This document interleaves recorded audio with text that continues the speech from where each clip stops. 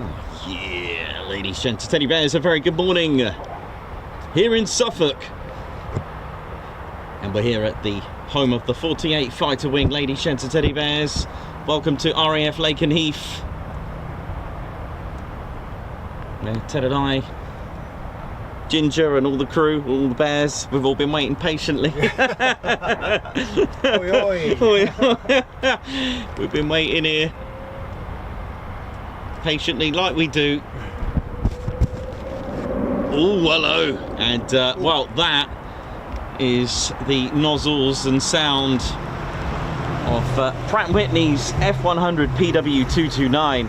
That is of course applied to the F-15E Strike Eagle, and in just a moment we'll be seeing them in that iconic and classic shot of them taxiing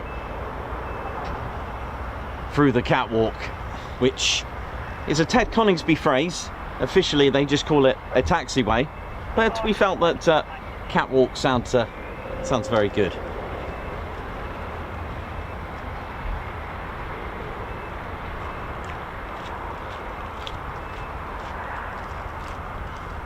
I hope you're all well, ladies, gents, teddy bears. And don't be confused, it isn't Friday today, like we normally are. It is Thursday. Mind you, it's probably best that I remember that and give you a show tomorrow. Right, here we go. F-15E Strike Eagle, our first one, just taxiing now. Welcome to the show. And of course, if you're unfamiliar with the station, it is a United States Air Force in Europe, a USAF station, and has been a United States Air Force since 1948. It was opened in June of 1941 as a satellite station for neighbouring RAF Mildenhall, which opened in 1934, way before the existence of Lakenheath. It was a bomber command station. Was functioning independently as well. First ever aircraft to operate from here was indeed the legendary Vickers Wellington.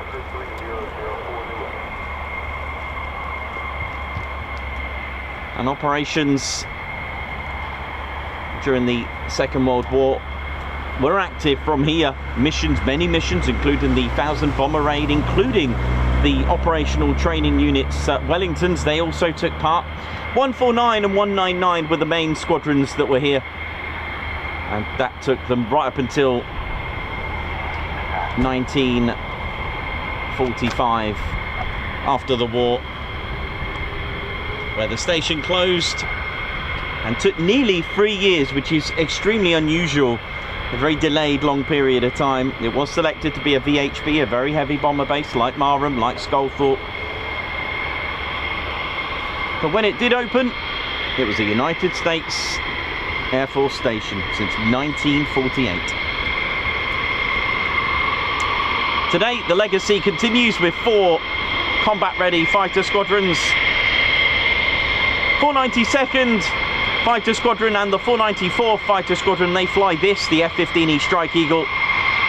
The 493rd and the 495th, they operate the F-35A.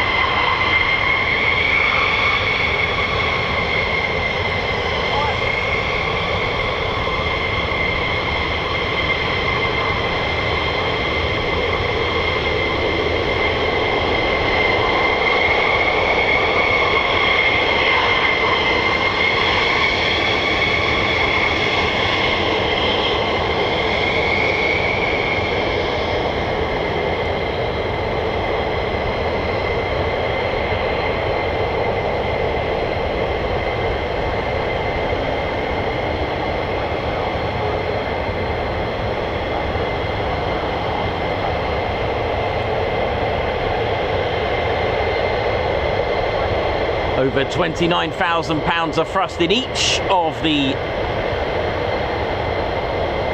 F-15 engines, the Pratt & Whitney F100 PW229, so just close to 60,000 pounds of thrust total.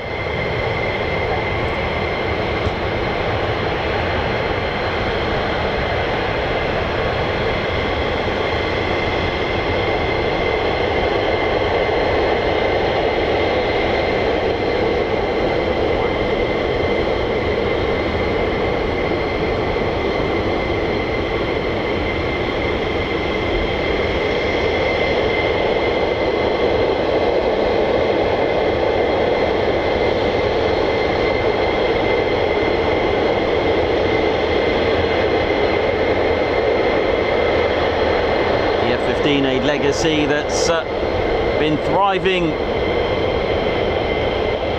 since 1972 when it took its first flight.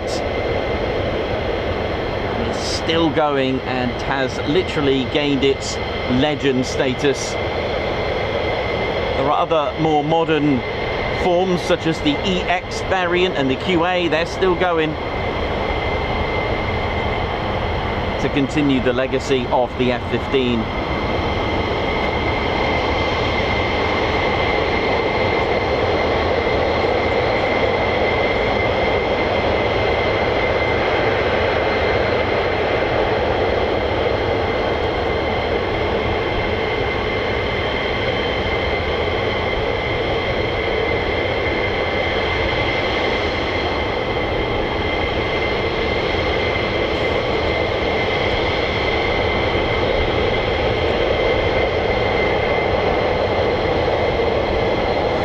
These F-15E Strike Eagles, unlike its latest and greatest EX, these are not fly-by-wire, these are just good old classic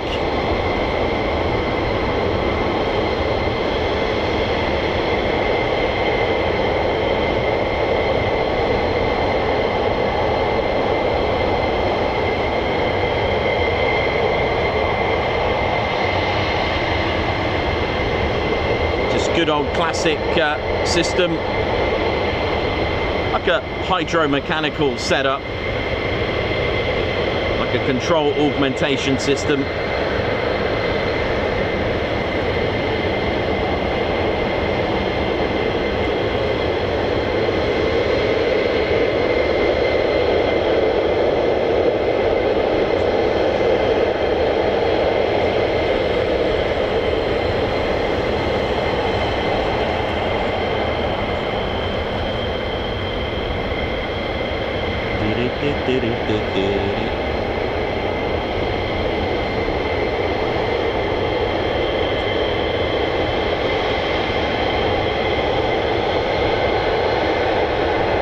Welcome to the Ted Coningsby channel, and welcome to RAF Lakenheath. And don't forget to carry out your in-stream checklist. One, have you given us a thumbs up? Give us a thumbs up there by clicking the like button. It does help get our stream out there, so I appreciate all those that have hit the like button. Thank you very much indeed.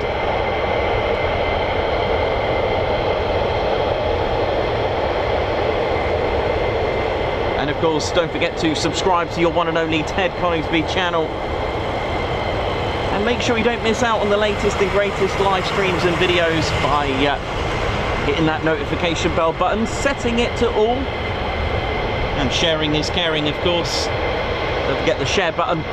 That also helps as well. Very proud to see our streams out there. And of course, a very warm welcome. Good day, good evening, good afternoon, good morning, wherever you're watching from in the world. It's time to ride F-15 style.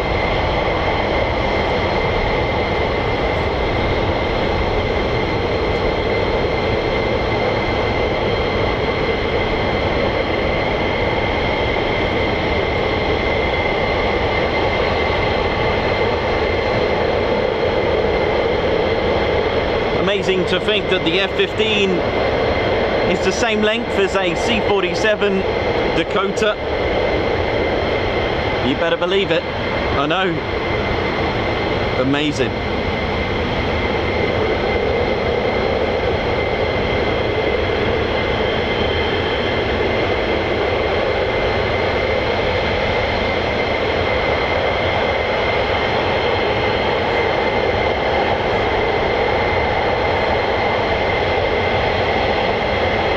63 feet and 9 inches. That's about 19.44 meters length, that is, and wingspan at 42 feet and 9.6 inches.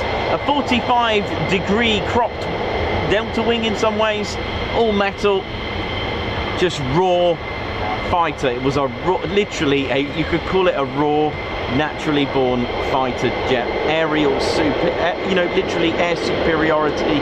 That's what it was done. It's got 104 aerial victories to its name, with 0 losses against that. The F-15E has the most unusual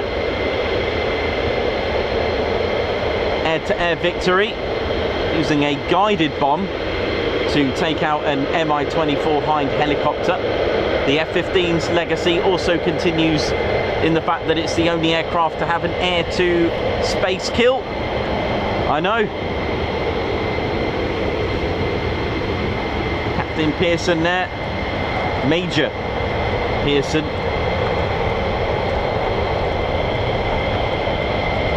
A fighter that can get home with just one wing.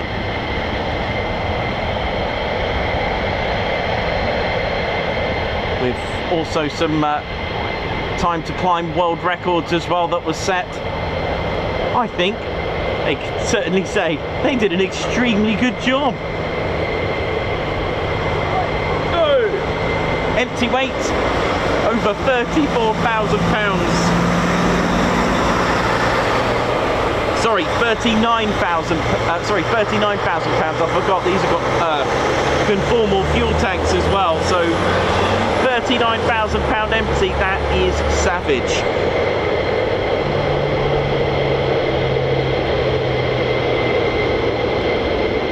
You'll notice it's got a crew of 2. The F-15E is a crew of 2, pilot and a weapons systems officer,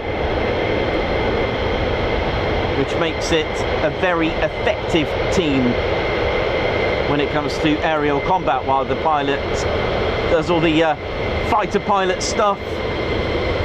The weapons systems officer will be selecting all the weapons, getting a lock on the targets, while the pilot does all the flying. So what they say here is the pilot rows the boat, the weapons systems officer shoots the ducks.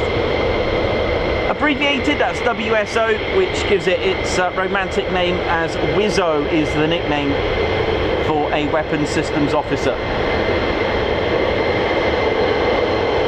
They're not pilots, by the way, for anyone wondering. They're not actually, they don't get any flying time as in a pilot flight time.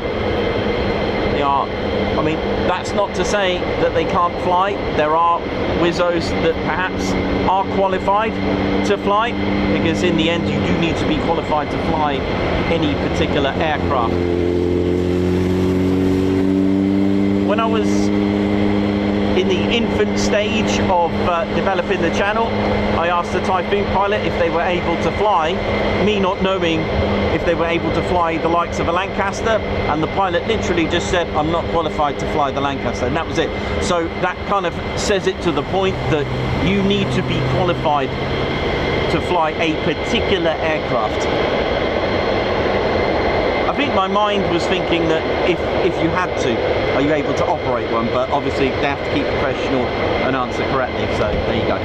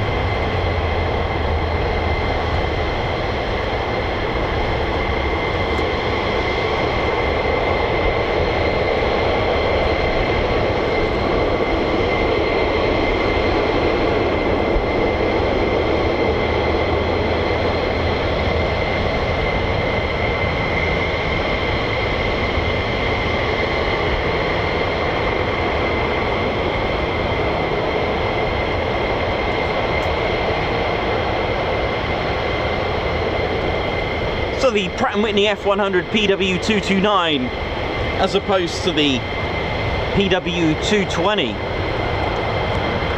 giving 22,000 pounds of thrust. These give just over 29,000 pounds of thrust. And there is actually an exterior visual identifier that it has a PW229, and that's these additional intakes on the side of the CFTs, the conformal fuel tanks. You can probably, well, obviously if you're fortunate enough to be underneath one right now, you can be able to identify that, but for us, as it looks at us head on, you'll be able to see these tiny little circles in silhouette form when they're taxiing towards us in a moment. There's these two tiny, you might think they could be missiles or anything like that, but that's where they are. I mean, I've got a model to show you where to look. In fact, I'm a bit disappointed, actually, in fairness,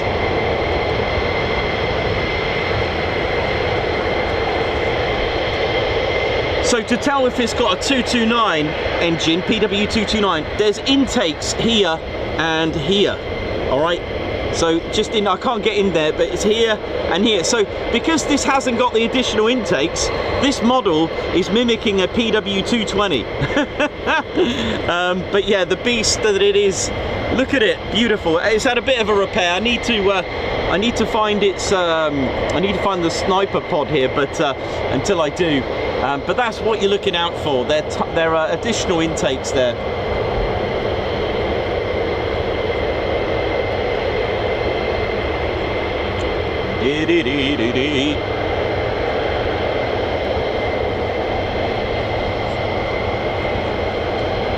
So welcome to the Ted Coningsby channel. It gives me great pleasure to be here as always. It's such a fantastic, feel-good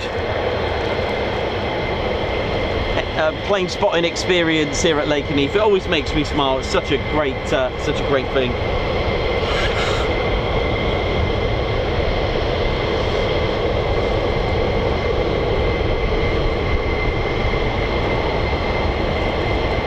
The engine itself, the PW229, sits at 4.85 meters long.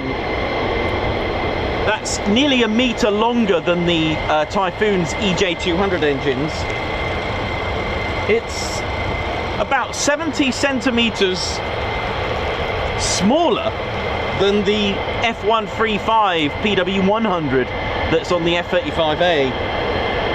The 229 is a three-stage fan, like most fighter jets, like most, I'm not going to say all, but it's also got a 10-stage high-pressure compressor, so a total stage of 13 compressor stages. That's massive. When you compare it to the Typhoon's 8-stage and the F-135 PW100 on the F-35 being a 9-stage, it certainly has a bit of thrust with that, right? Compresses air at 0.36 to 1. So if we're all experiencing 1 bar of pressure, for example, it compresses the air 36 times, man. That's an ouch. That's good.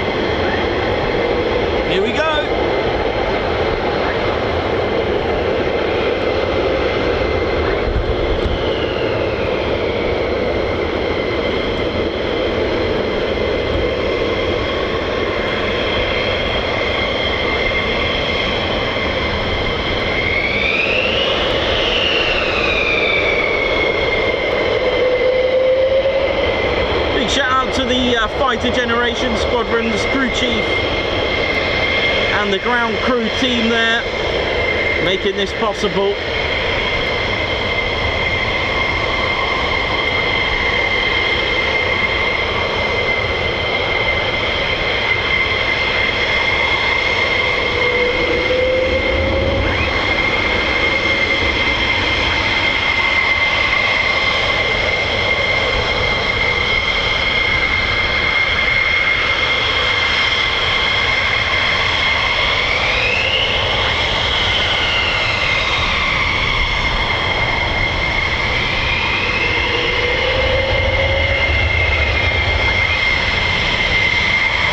Send it.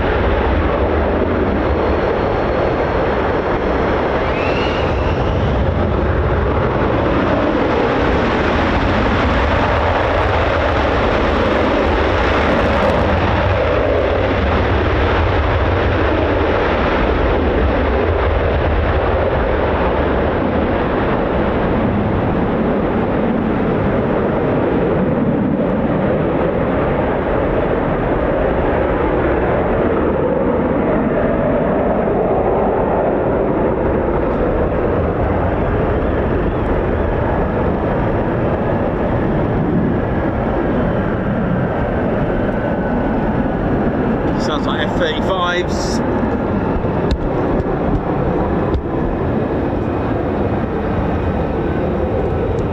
I was right, I did hear F-35s earlier in the mix. There comes trouble.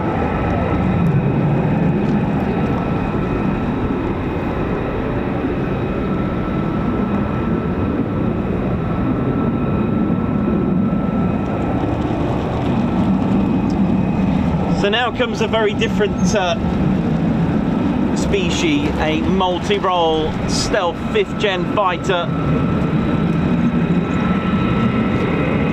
and it carries the world's most powerful engine in a fighter jet. 43,000 pounds of thrust. This is the Pratt & Whitney's masterpiece, a PW, or an F-135 PW100.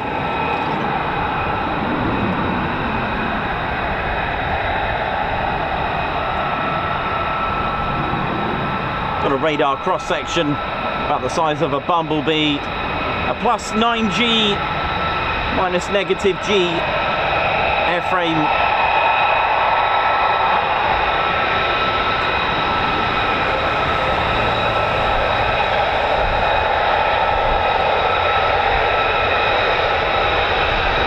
It's got 4 internal hard points and 6 external hard points. We can see the external missile railings there, so you can add some tasty bits of equipment on them. Yeah!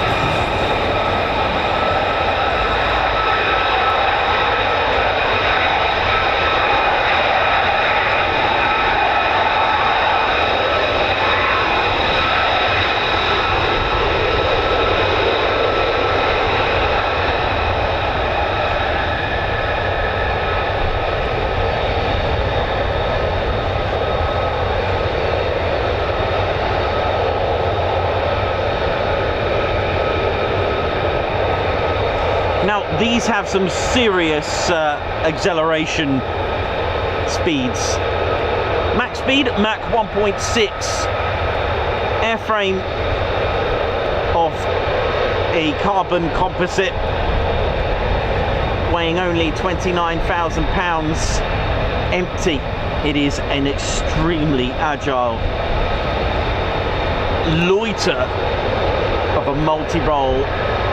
With this variant, it comes with an arrestor hook. It comes with an internal cannon, a GAU 22 25mm cannon, which the rounds can be made up of a variety of 25mm. You can get explosive rounds, armor-piercing rounds. Mind you, 25mm isn't fun for anyone on the receiving end.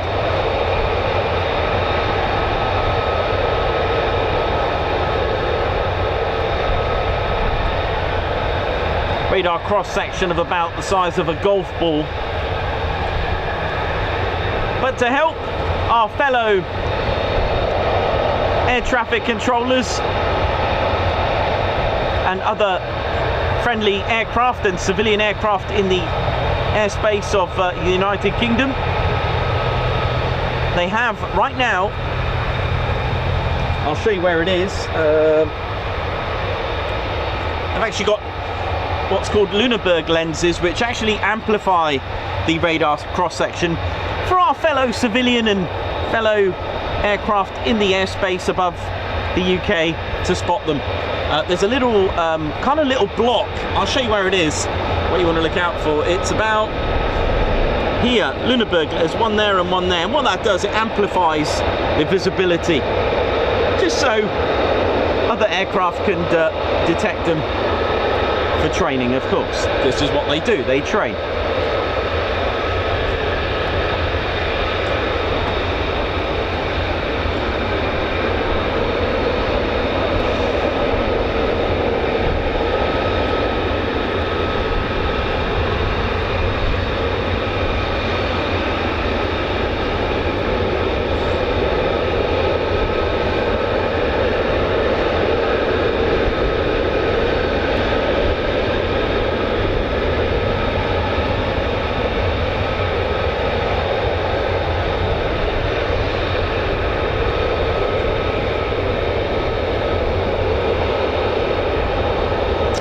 So these are classed as CTOL aircraft, the conventional takeoff and landing, so just like a Typhoon, an F-16 or an F-15E Strike Eagle, for example.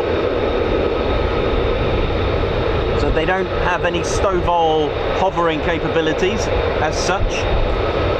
They are a conventional style of takeoff and landing. The F-35Bs at Marham don't actually take off vertically, or anywhere really. They can do if they wanted to, but they don't. They do what's called a short takeoff, which doesn't need a lot anyway, because of the amount of armament that they can have and payload and fuel. 70,000 pound of max takeoff weight.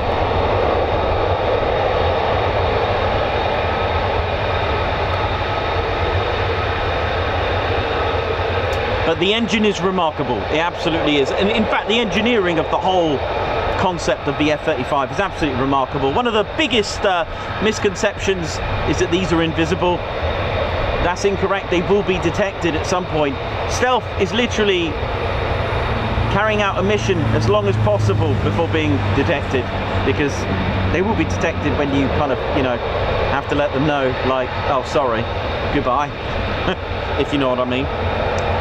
But there you go. In fact, it was indeed the F-35B that was developed first into the idea of having something to replace the Harrier, but to make a 5th gen into a STOVL aircraft, and it did in the form of the F-35B. It was the United States Marine Corps that had the first ever delivery of any form of F-35. It was on the 31st of July 2015. The F-35A that you see here came a year later, August 2016, with the United States Air Force.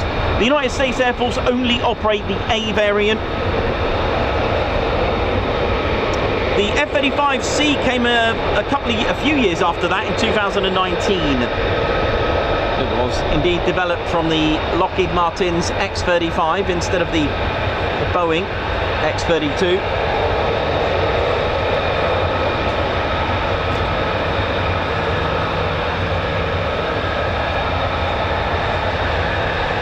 Got a phenomenal range of 1,200 nautical miles. That's 2,200 kilometers. A combat range of around 670 miles. Nautical miles, that's 1,239 kilometers, which is absolutely amazing. It's got a capability of having 18,000 pounds of payload. It's got a thrust to weight ratio of 0.87. Like I said before, if you have half your fuel, you will increase your thrust to weight. 50% of fuel in this works at about 1.07 thrust to weight ratio. Naturally, your thrust to weight ratio is going to increase as you fly because your fuel runs out.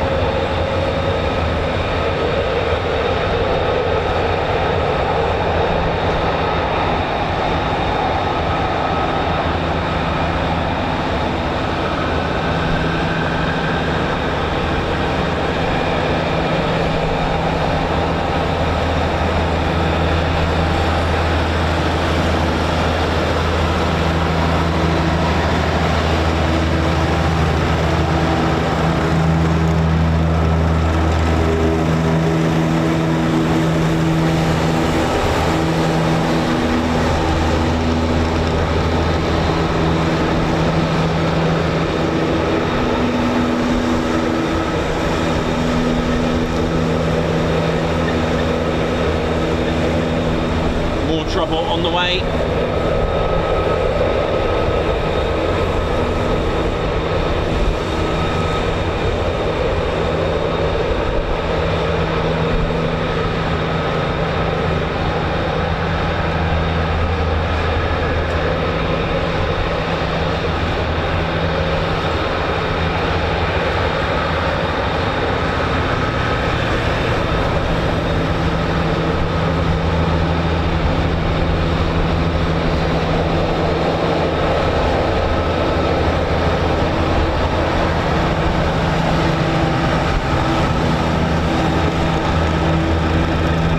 F-35A, or at least the F-35, nearly had a General Electric Rolls-Royce F136 engine, still with the same amount of power, but the favourable, more mature in development was indeed the Pratt & Whitney's F135.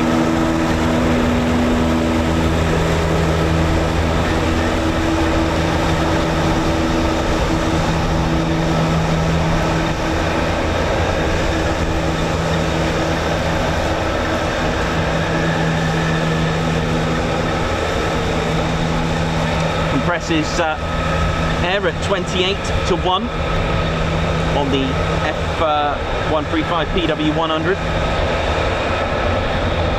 Got a bypass ratio at 0.57 to 1. It's got a one-stage high-pressure turbine and a two-stage low-pressure turbine.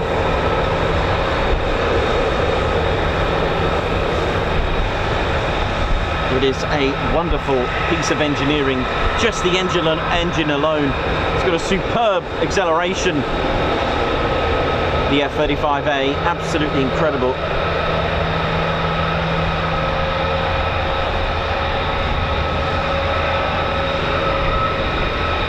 But that's just speed. The rest of it is phenomenal. The 1,600 tiny antennas.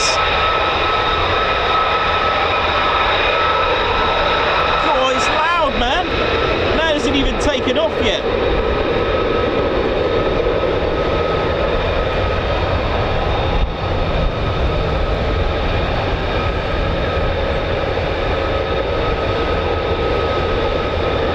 The ANAPG active electronically scanned array, the ASA radar system inside that nose is extremely clever, designed by Northrop Grumman for Lockheed Martin.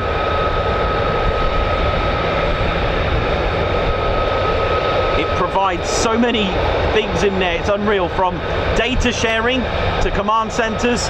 That's right, it can upload all your software, everything that you want, straight to combat. There's 1,600 tiny individual antennas. When you put it like that, this means it can lock onto, I think, something silly like 1,000 targets. I'm being serious. It is extreme.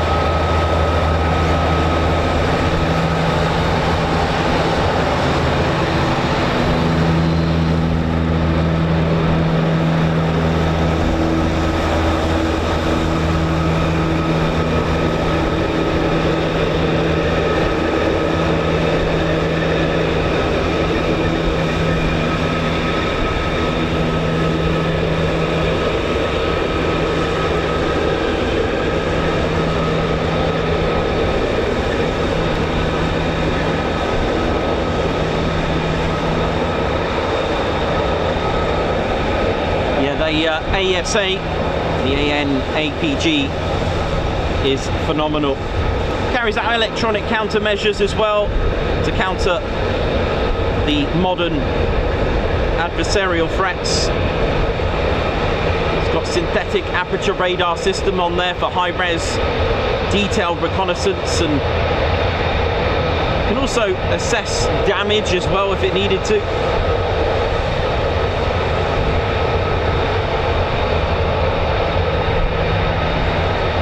And then you marry that up with the EOC system, the electro-optical targeting system, that beautiful piece of sapphire that sits underneath the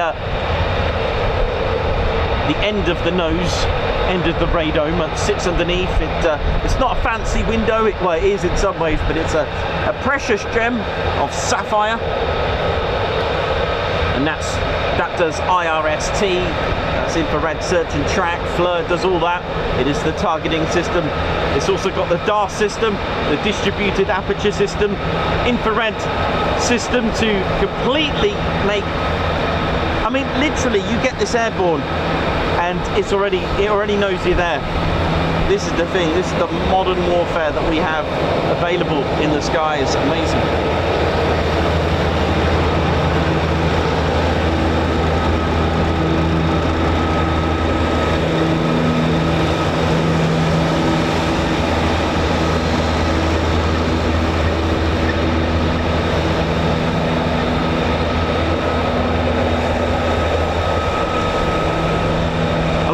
A lot of companies, like I've mentioned before, feature from Northrop Grumman, BAE Systems as well, Leonardo, I think Moog as well, companies that you may not have heard of before, and other companies I've never heard of, and some I haven't mentioned for a long time. All the components in there, and of course Lockheed Martin, Pratt & Whitney, it's all in there. And of course with the F-35B, you have a lot of Rolls-Royce in there.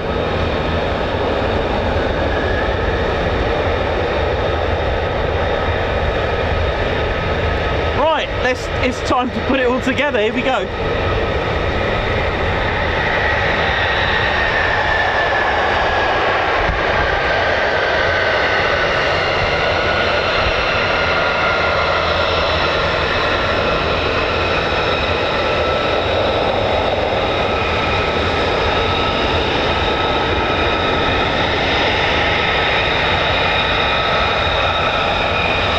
There's the cannon. Look at this.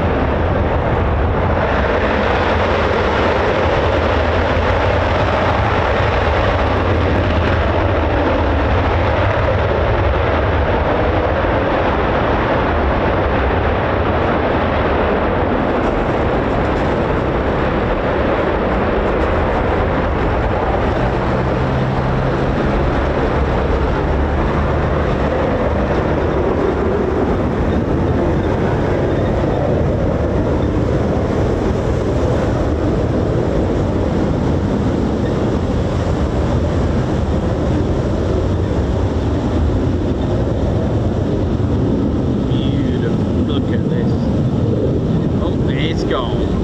Beautiful. Well, there we go. Some lovely departures today. What we got? Is that 4 and 4 so far? Beautiful. Lovely to, always a pleasure to be here. My name's Nicholas, I'll be your cameraman, commentator, historian as well. With my research, I'll give you all the history as well.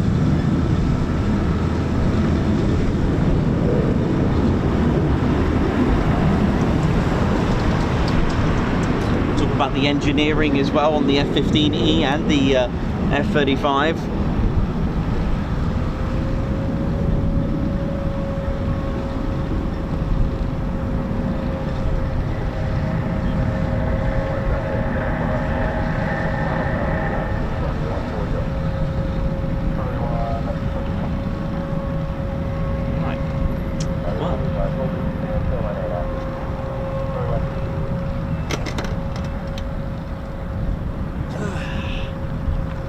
Well, welcome to the show, ladies and teddy bears. Hope you're all good and well.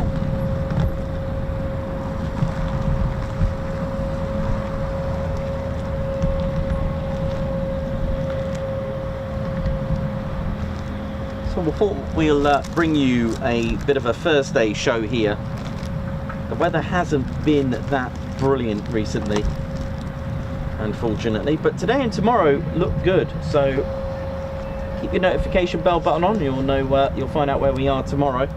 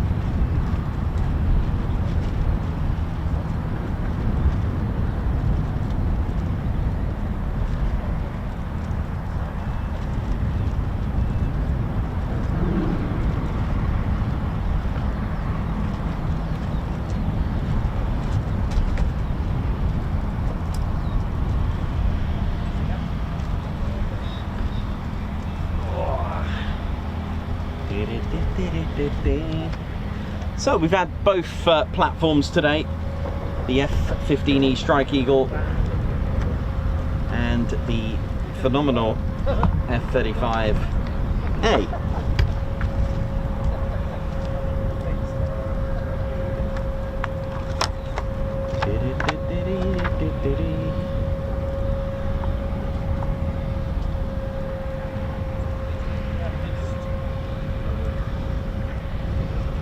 Let's go a bit retro. Let's go a little bit retro. Let's go back in time. I'm going to talk to you a little bit about some of your favourite aircraft that appear on the show. So I've got with me the F-15C. There's our C model here, which used to be here. For those that spotted the LN tail code, that's correct. That is the tail code. United States military. At their stations they have a tail code, whether it's Navy. They have a different system. What I mean by, I think we've seen LN before, but in the Navy it means a different thing, right? We've seen that. Where did we see that? Was that Lossiemouth? We've seen a P8 Poseidon with LN, and I was a bit confused, but it wasn't Lakenheath. So the United States Air Force have their own set of tail codes, so LN. What you've got here, for those that would like to know, the small number 886 there, that is the fiscal year. That's the year the aircraft was put into production.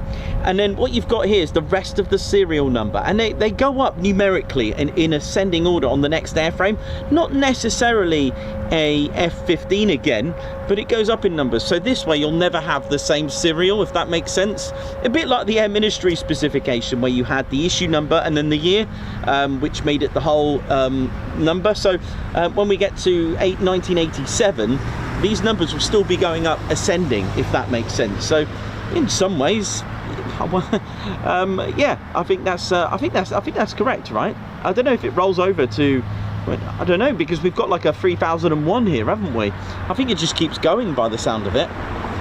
I don't know when it turned over, because I can't imagine the United States Air Force only making 156 aircraft, if you know what I'm trying to get at. But yeah, this is our F-15C, by the way, a little bit different to the original A model that came out, and certainly different to the E that's out, which I've got with me as well, another LN tail code one. But just an absolute beauty. This one's featuring the 2 aerial victories of a flag with no country. We'll go into a bit more detail a little bit later on. But what an amazing achievement that they've done here with this. It really is a remarkable achievement. This is the oldest one I've got of the F-15 world, shall we say. But it really is something a little bit special, really, with the F-15 legacy. And I know quite a lot of you have it as your favourite.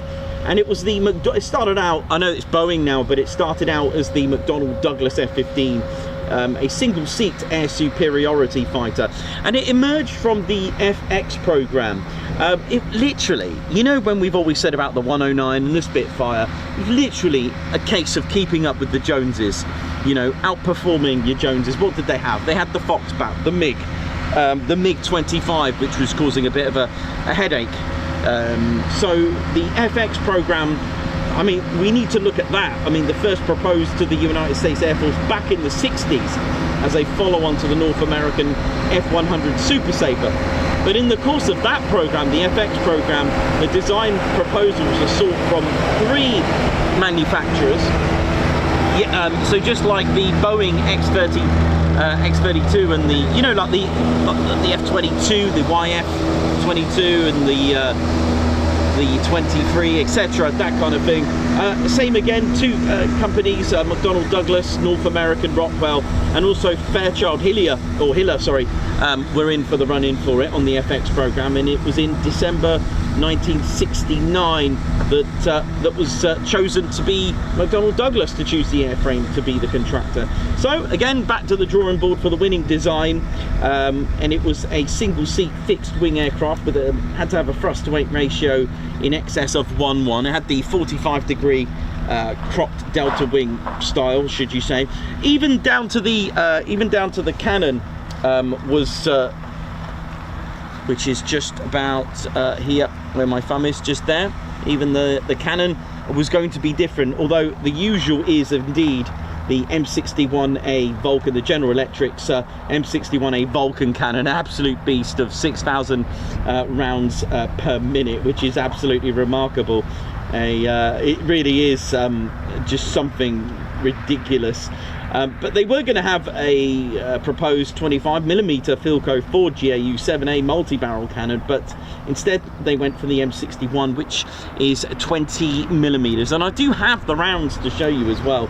The aircraft at the time was powered by the Pratt & Whitney's F100 turbofan, one of the original engines, and originally the contract called for 20 development aircraft. And they did have the first flight, which was the F-15A, which took off in 1972, July the 27th. And it was flown by Irving Burroughs. And the first flight of what was then the TF-15A, which then later was called the F-15B, the family version, that was made almost exactly a year later on the 7th July 1973. The first ever deliveries were to the 555th Tactical Fighter Training Wing at Luke Air Force Base, Arizona, and that was in 1974. But it went into its operation in 1976. So it is an anniversary of operations as far as the F-15 is concerned. That was January the 1976, and it went to the first tactical fighter wing at Langley Air Force Base over there. So that is just amazing. In 79, in the 70s, it was time for the F-15C and D model. They had the just trying to think, I can't remember what the tail code is over there for Langley. Is it BT? And let me get you the F-15E Strike Eagle now. Strike Eagle, first flight 1986, went operational in 1989.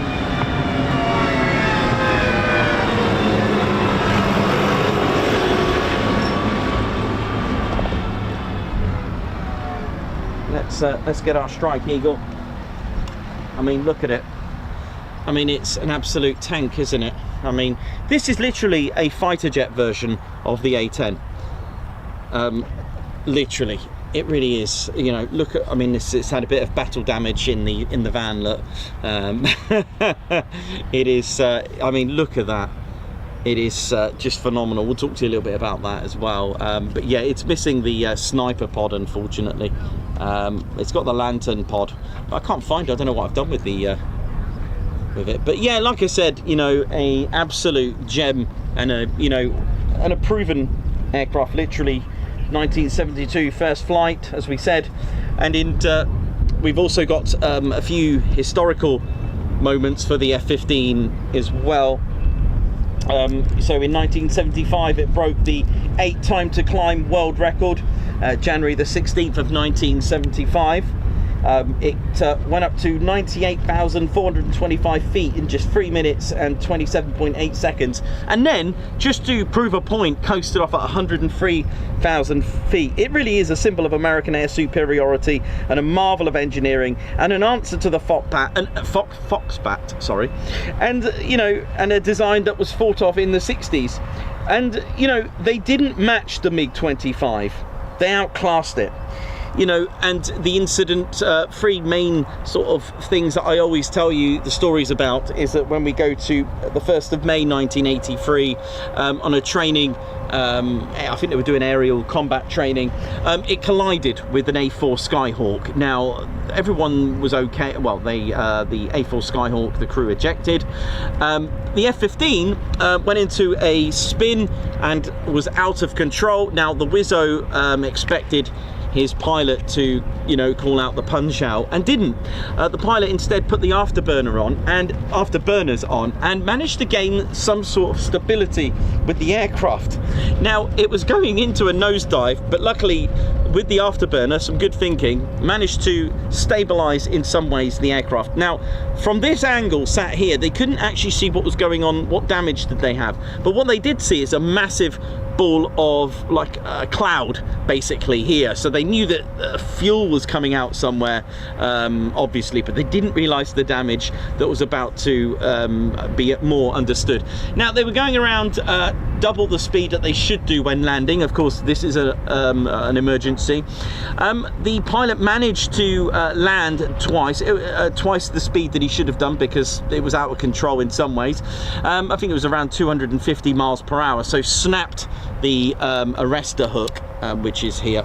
It snapped it, but when they came to a halt, they realized they didn't just land safely, they landed back with a wing missing. So the F-15 not only can it climb to 103,000 feet, but could also land with one, or operate in some ways with one wing. So it'll get you home with one wing. And then in September of 1985, it was time for something else. Major Wilbert Doug Pearson took off in a steep vertical climb, as you do in your F-15, and he was flying at just under the speed of sound, so about 0.95 Mach, I believe, over the Pacific Ocean. He was cruising around 36,000 feet, and his target was not of the land, it wasn't of the sea, it wasn't even in the air. I know, so where is it? Well, it was out in space, ladies, gents and teddy bears. Yes, that's right, he pushed the pickle button, launching his missile to intercept what's called a Solwind P-78-1 satellite. And yeah, you got to give him it. It was only moving at only 17,500 miles per hour. You know, it's a usual thing. And it was quite close, you know, 300 miles away. But yeah, that was above Pearson's aircraft, I know. And he pushed the pickle button and it destroyed it. Well, if that's not a statement, I don't know what is. And he's the only pilot in the world to have an air-to-space kill. How amazing is that, right? Amazing. And then an amazing, and I say romantic, one of the most romantic stories happened on Valentine's Day. I know, in 1991, the Gulf War, and the F-15E Strike Eagle, on that day of all days, Valentine's Day, the F-15 had its first, well, I need to correct that, the F-15E had its first aerial victory. I know, and it was the most unusual one as well. Luckily, a pilot and his Wizzo pilot being Captain Tim Bennett. They were on a Scud patrol mission. It was very late at night, so they were using the what's called the lantern. I'll just wait for this background noise to stop. Just wait. I'll just let that stop for a minute.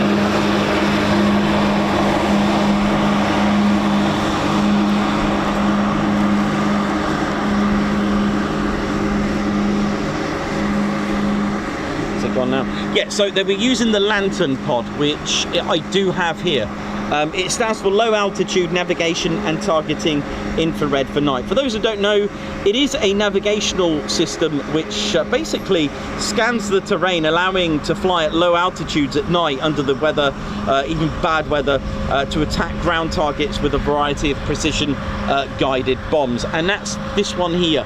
When I first started doing this, I thought these two pods were the same, but it's not. But I do need to kind of make one and stick one here, so I'm missing one. So they were on a Scud patrol mission, getting ready to you know, take out any like Scud missiles, pods and stuff, and you know, anti-aircraft pods and things like that. But anyway, long story short, meanwhile the Green Berets, which you don't really mess with, were going to be a little bit stuck by the mountains because the Mi-24 helicopters sniffed them, and they were about to, well, cause havoc on our Green Berets. Well, if you don't know what an Mi-24 Hind helicopter is, well, if Optimus Prime and Ed 209 had a baby, it would look like that.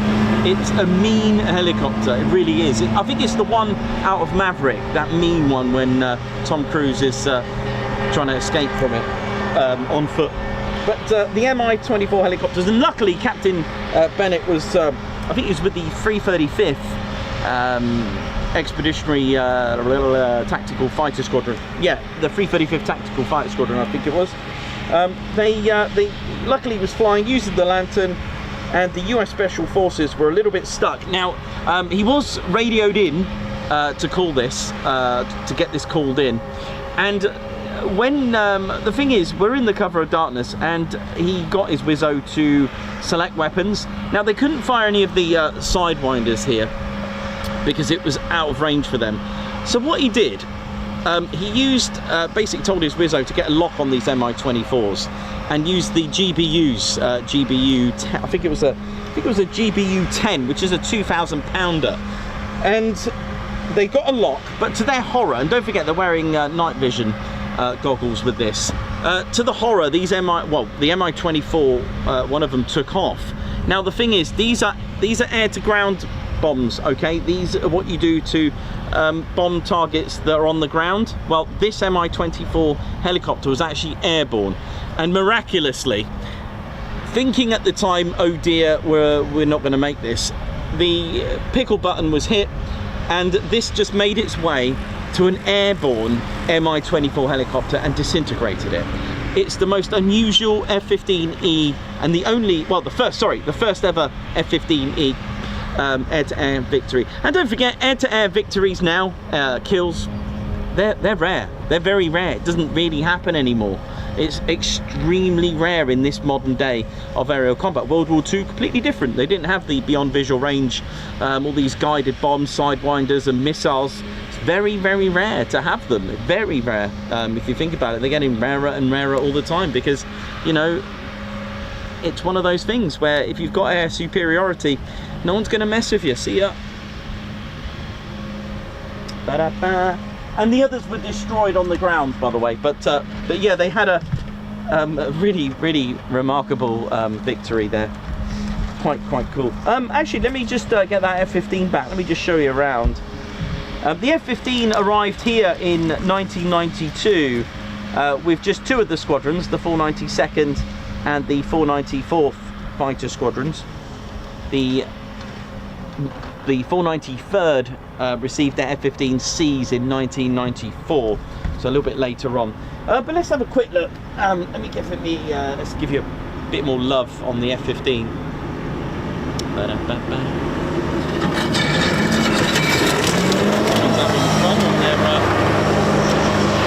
So the F-15E Strike Eagle can carry out a full spectrum of missions. It's got 104 aerial victories, 0 losses in aerial combat. It is a legend.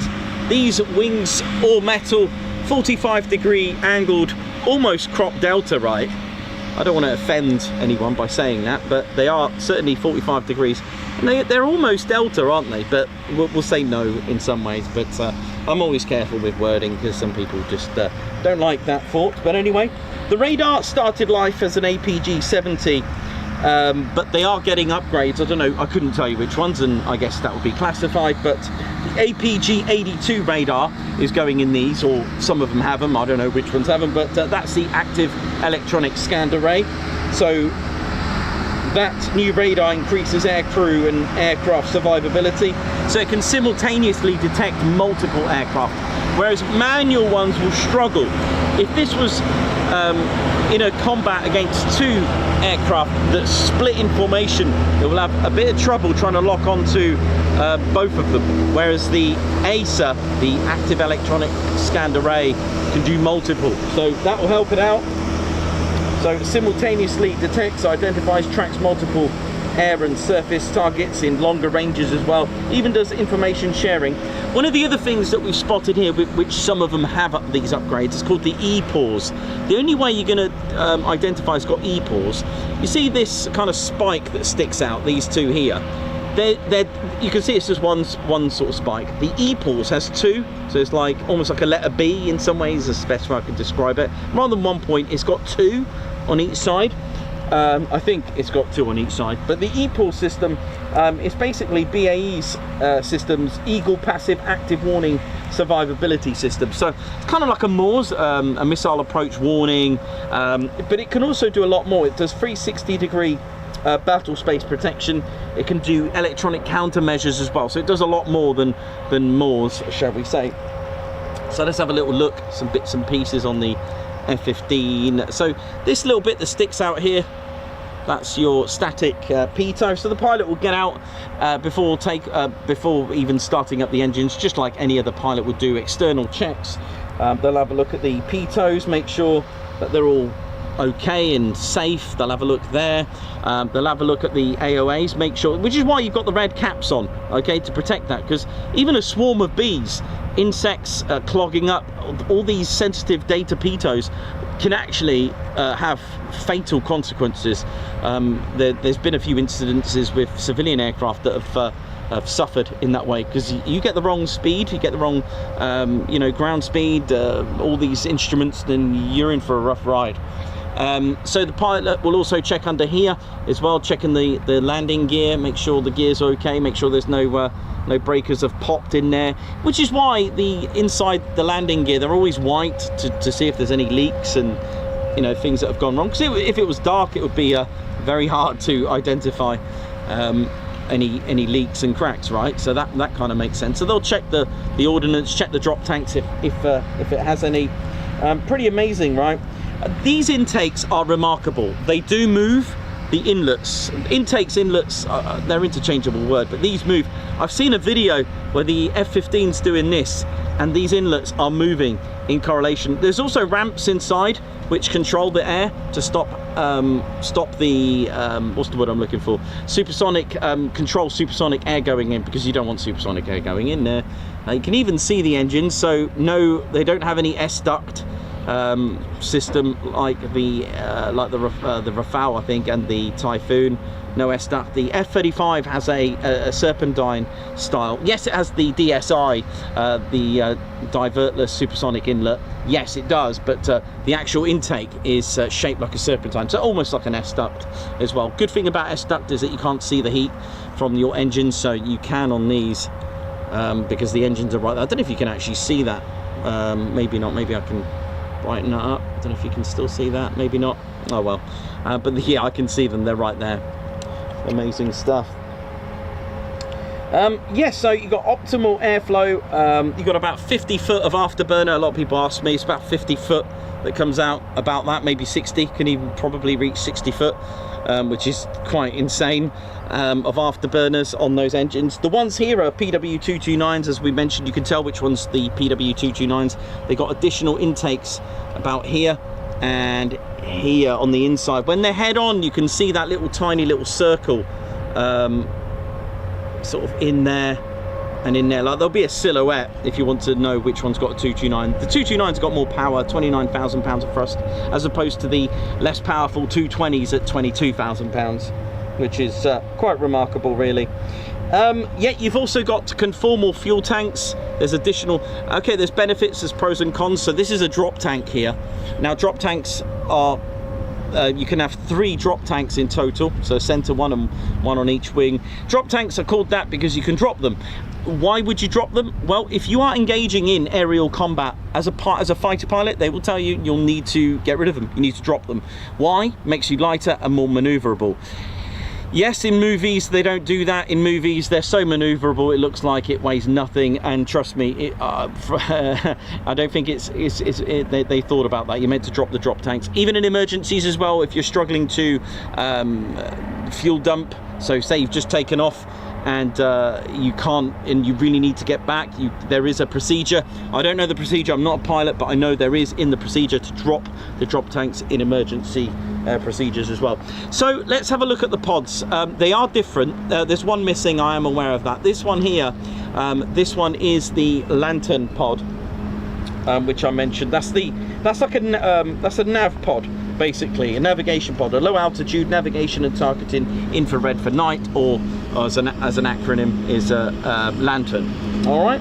The nav pod provides high-speed penetration attacks on targets at night or in bad weather, so you can use it to guide you low level through the Mach Loop, for example, if you are going to do that at night. But obviously in our mission on Valentine's Day 1991, you know, Captain Bennett did use that. And then here you've got your sniper pod, which is missing. So just like the movie on Maverick, if you've seen it, you've got the, I think it's the Wizzo there, trying to get a lock on the target, you know, when they have to drop that penetration bomb, whatever it is that they're doing.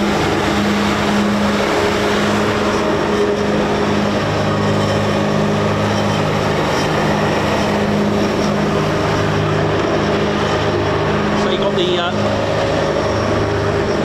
the M61 Vulcan cannon, 6,000 rounds per minute, fires, it's got a load of 500 rounds, 20 millimeters.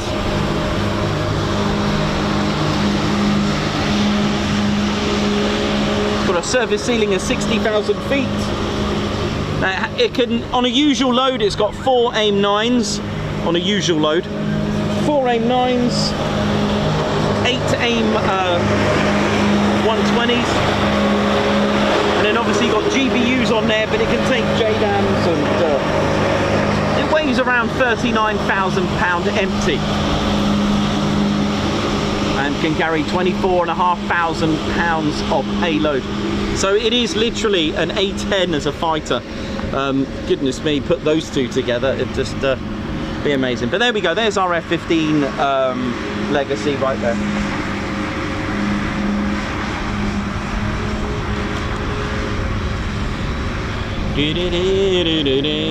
So I hope you know a little bit more now about the F-15.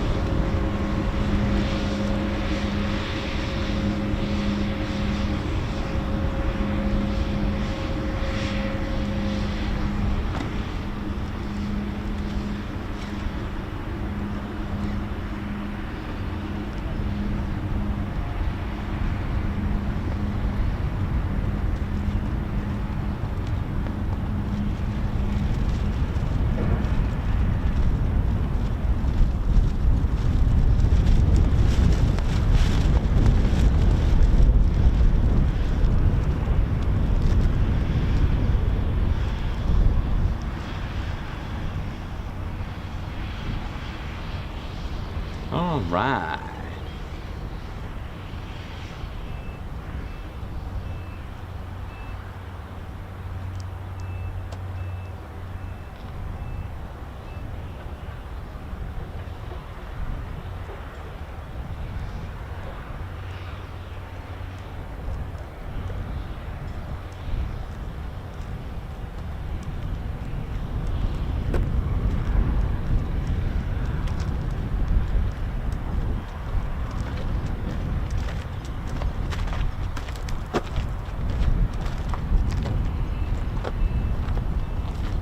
I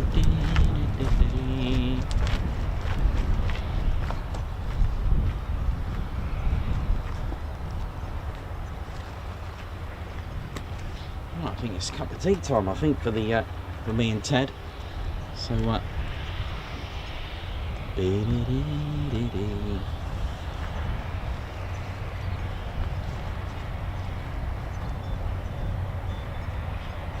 be right back. Just going to go and get a cup of tea. I'll be right back, and I'll give you more info on whatever you need. If you've got any questions, I'm just going to go on the chats. If you've got any questions about the airfield, about anything you wanted to know about the F-15 or the F-35, about the squadrons, give us a shout. I'll do my best to. And we've also got some veterans and ex-service personnel on our streams as well, that can also answer questions as well if I'm not on the chats or if I don't know the answer.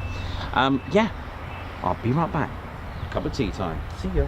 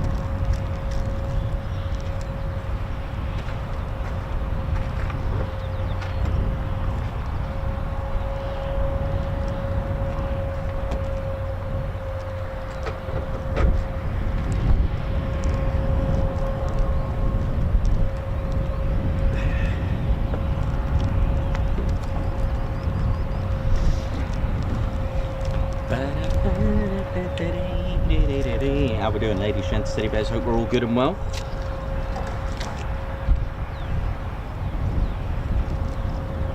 So we've had, I think it's, according to my really bad maths, 4 F-15s and 4 F-35s.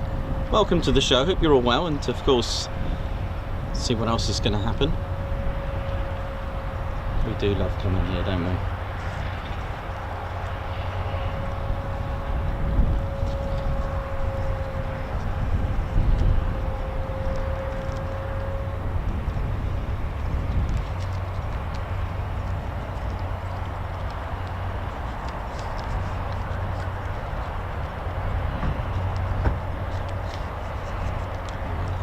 But I've got my cup of tea out there just in case we've got any arrivals.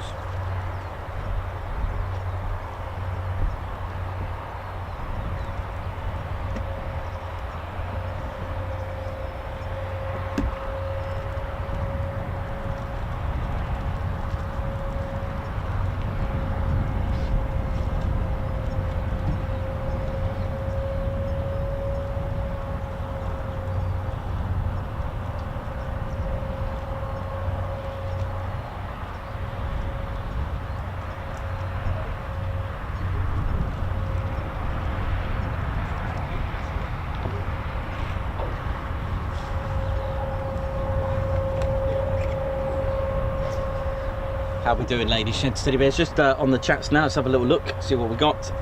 Adrian, hang on a minute, did I just see that? Adrian Anderson, how you doing? Good question. Have you met any World War II pilots that flew from Lakenheath? Nearly. I was here very close for something quite special. By the way, I didn't get to meet him, but I do have his autograph. Didn't fly from here, but flew for the 48th Fighter Group. Indeed, as a squadron, the 493rd Fighter Squadron during World War II. It was absolutely remarkable. Yeah, really amazing. I wish I'd met him. I was so close, very close to meeting him. I was pretty gutted I never did.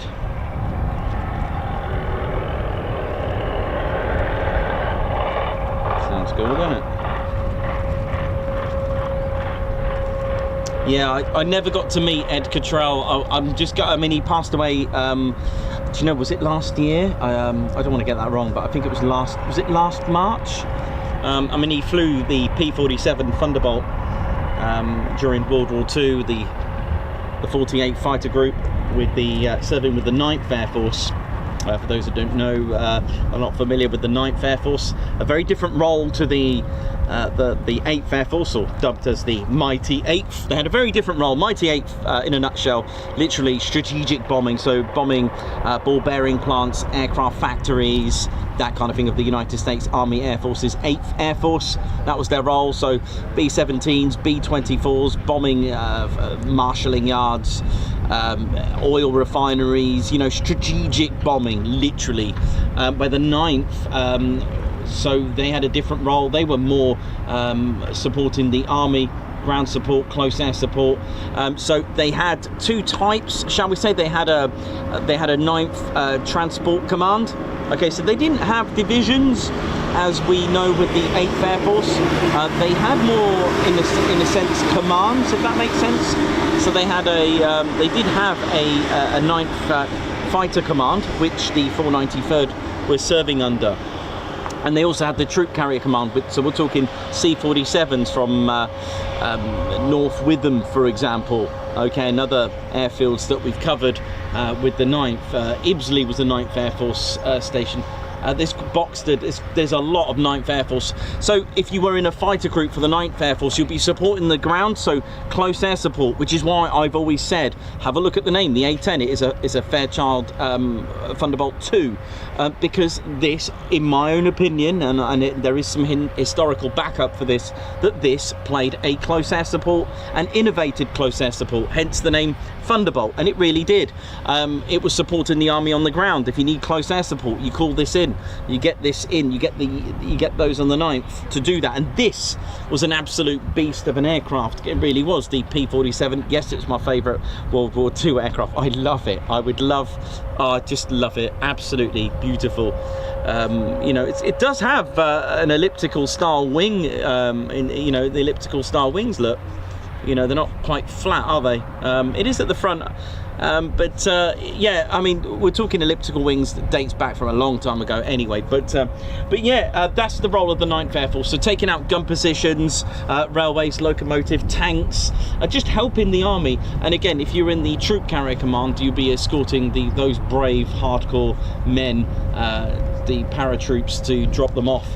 Yeah, so that was the role of the 9th. And Ed Cottrell, I was so close to meeting him. I was here for his special fly past. He was here and they had a P-47 land here. Ed was born in 1923 in Dallas, in Texas. A man named Henry William Brown had his sights on becoming a pilot. And oh, sorry. No, Henry William, sorry, I'm talking about Henry William Brown as well. He also had his sights on becoming, I nearly met him as well, but yeah, absolutely couldn't believe it, man.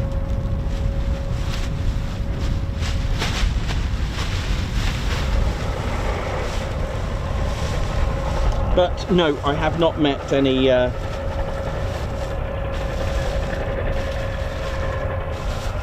yeah, so sadly I haven't met any. But yeah, this is what Ed Cottrell flew.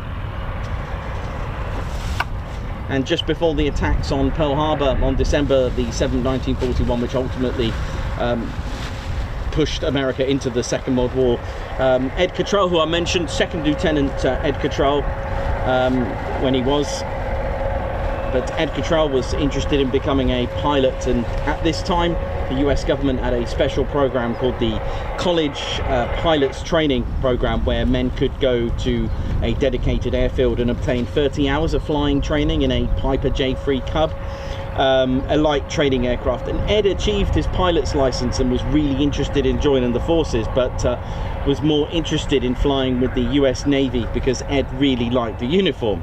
And although undecided to fly for the Navy or the Army in 1942, he decided to try both their flight tests, and after successfully passing both, it was now time to make a decision, Army or Navy. And as America was at war, the Navy said to him that he would literally, look, you're going to go straight into war.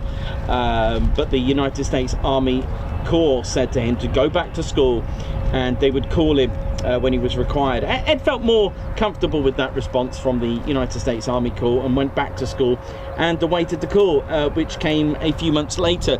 Now, if you're familiar with me telling you about Frank Murphy's book, Luck of the Draw, you know, there were men facing the fact of, I'm going to get you know, called, I'm going to get the call, I'm going to get the letter. You would have to go and do it.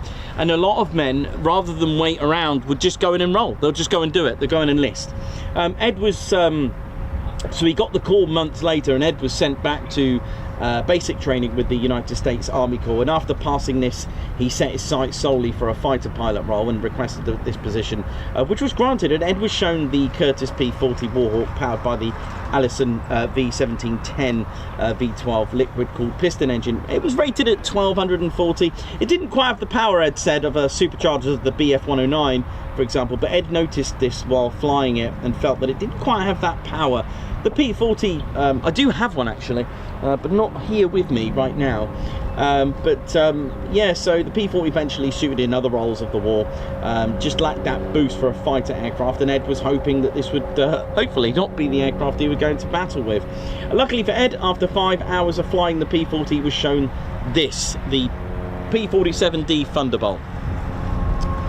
The Jug, the very aircraft that innovated close air support, and the very aircraft that was built around its huge single Pratt & Whitney engine, the R2800 59 18-cylinder air-cooled radial piston engine.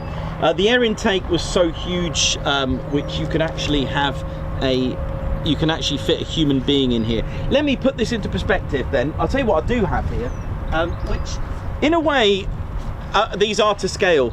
Look at the size difference. It is, I mean, we're talking a 46 litre engine as opposed to a 27 litre engine in one of these. Just on engine, look at the size difference between the two. Wings were usually not far out from each other, but look at the thickness of it. Look at it. It's a tank, you know. So you know, there were weaknesses to this. There was pros and cons with an inline engine. You see, Pratt & Whitney's engine here, the R2800, was air-cooled, radial, okay, air-cooled, which means you get shot here, lose some cylinders, it's fine, you'll be all right, you'll get home. With liquid cooled, you get shot in here, and you get one of your, you get some of the coolant and the liquids pipes that get the pipes that cool the engine, the coolants, you're in trouble. But inline engines, piston engines, were very aerodynamic. Look at that, look how aerodynamic it is. And then suddenly you got a brick of a front wall here. That's not very aerodynamic, but because of the weight, the diving was amazing. But weaknesses would be when it would pull up, it wouldn't have the speed then. It would on the dive, which was monstrous on a dive. So yeah, there's, like someone mentioned, I think I caught a little glimpse between F-22 and F-35. They have different roles. Every aircraft has a different role. And when the likes of the P-47 come out and the P-51, they then started to have the range. You couldn't really escort bombers all the way to Germany and back with this, but you could with the P-51, and almost, you know, with the P-47's range as well, it was exceptional. It was a lot better than the likes of a Spitfire. However, for aerial combat, well, a Spitfire would do the job as opposed to these, but this could take a lot of damage. So, you know, let's face it, each aircraft has its purpose, you know, and that's the thing, that's what we got to remember. But that was Ed's. I haven't got Ed's aircraft with me. I have a print somewhere at home. I'll tell you about that in a moment. He shared an aircraft called Our Mary as well, by the way. But anyway, Ed was stunned at the sheer size of the engine, the mega length, over 36. That's 11 meters long. Even said and wondered, how on earth does this thing fly? To put it into perspective, then, I mean, I told you about the 27-litre engine of the Spitfire, and Ed's P-47 was 46. But once Ed started the engine, man and machine formed that bond, and Ed loved everything about the P-47. Not only did the jug handle well, it could take a battering too. It wasn't unusual for P-47s or jugs, because it was shaped like a milk jug. You know, it would come back with cylinders missing, and it was like a tank, because it also had 8 50-inch, that's 12.7mm cannons there. You can just about see them there. The M2 Browning machine guns with 420 now. I think it was 425 rounds per gun. So that's a total of 3,400 rounds. In fact, when all 8 would fire, the P-47 would lose 25 miles per hour. This is where the A-10 Thunderbolt gets its name from, which is called Thunderbolt 2. Now, Ed was just 21, and Ed was finally assigned and boarded a ship and set sail to grey, wet England, where he was assigned to the 48 Fighter Group, who today are based here. The 48 Fighter Group were part of the 70th Fighter Wing, who were part of the 9th Air Force. Now, for the 48th, who were based at RAF Ibsley in Hampshire, the 9th Air Force had a very different role than the 8th Air Force, as we explained. So we're talking 9th Air Force's close air support. Escort missions were extremely rare for the 9th. Out of the 65 combat missions that Ed flew, only one was an escorting mission. This role of the 9th Air Force would take the fighter groups to the battlefield itself, onto reacquiring land reacquiring and acquired land in France, and then onto Belgium. And as the Allies were gaining back the ground during Normandy campaign, oi oi! The consequences of the invasion of France, airfields were used by the 9th Air Force. So operating from England would mean using significant amounts of fuel for bombing, for a bombing run there and back, but it made it a lot easier if you're already in France, for example, which is what they did.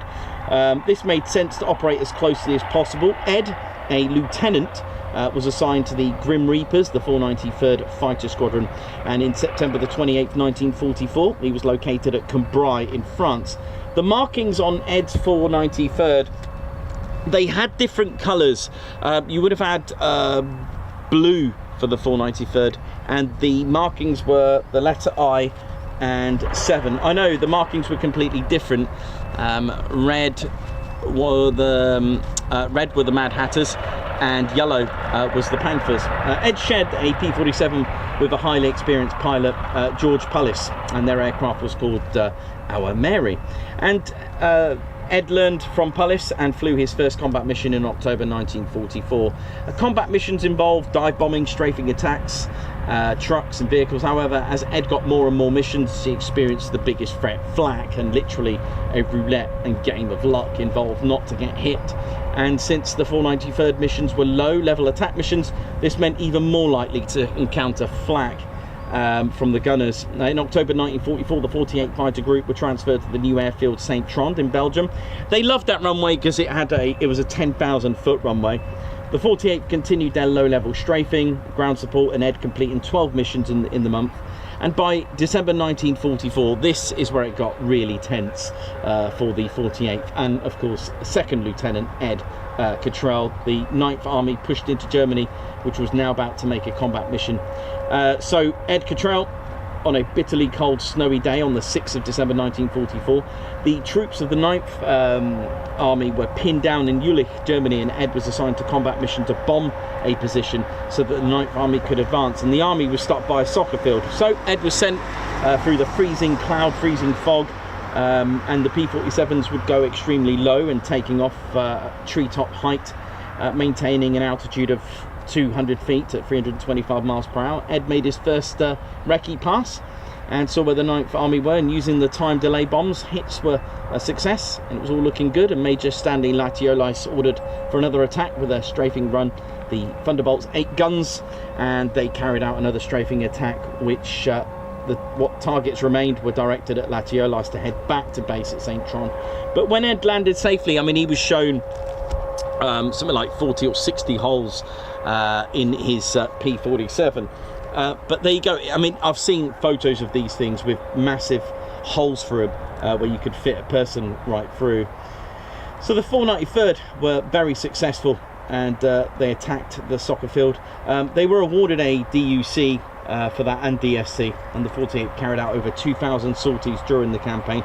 There was another story that Ed said in one of his videos. On the 17th of December, 12 P-47 Thunderbolts of the 493rd were assigned to another mission.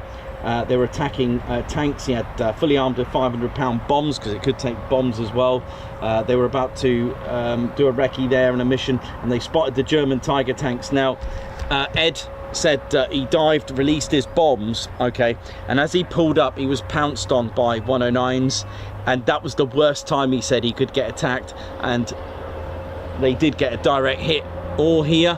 He lost about 9 cylinders, okay, yeah, no, 9, and all the oil was spluttering onto his canopy. And Ed said he had to open the canopy and literally wipe his eye protectors, his goggles there, and he had the 2 109s weaving behind him and crisscrossing, and he thought that was the end, because he was too low at that time to bail out. It would actually be fatal jumping out that height, I guess. But Ed radioed in his situation, but the 109s went side by side, saluted, and went off and let him go, probably because he thought, well, that was the end anyway.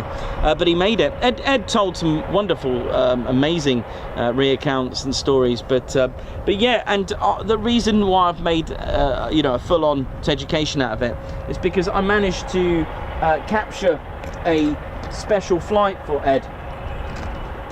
And it was here. We had I think it was a P-51 and a P-47. I just wish I met him. The other name I mentioned, Henry William Brown, which I got confused at just then. That was another someone I'd love to have met as well.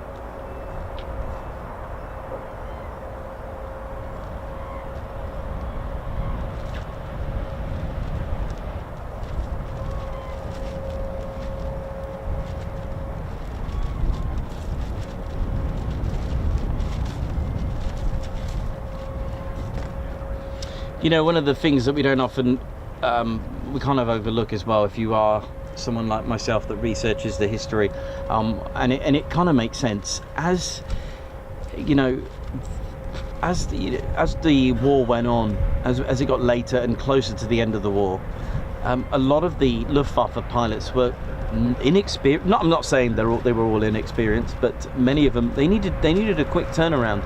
They needed to train quick. They were losing ground. They were losing the war. And Ed really pointed out a story where he couldn't believe what was going on. Their airfield came under attack, and these 109 pilots, he said, what are they doing? Some just crashed because they were just so inexperienced of what they were doing. They Ed even said that, you know, that they were trying to do strafing runs with drop tanks. They, you know, why weren't they dropping them? Why didn't they get rid of them if they're going to do that? But there was a lot of mistakes. Many got killed. Many were killed in that.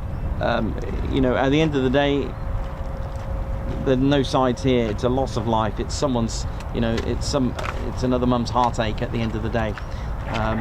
But these pilots that Ed was saying, they didn't know what they were doing, and Ed didn't take off. He was waiting for the call to scramble because their airfield was getting attacked. He was sat in his P-47, but they were waiting. But it was, well, they kind of defeated themselves, the Luftwaffe, on that attack on the airfield. I think it was at St. Trond. They've got some remarkable stories. But the thing is, ladies, gents and teddy bears, don't forget, a lot of veterans don't talk about their experiences. They really don't. It is all locked up. It really is. Not many will talk about it. They do. Yay!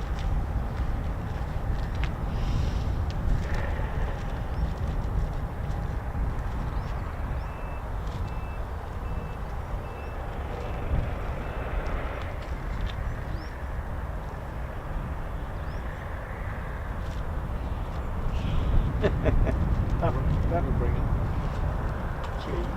Mm.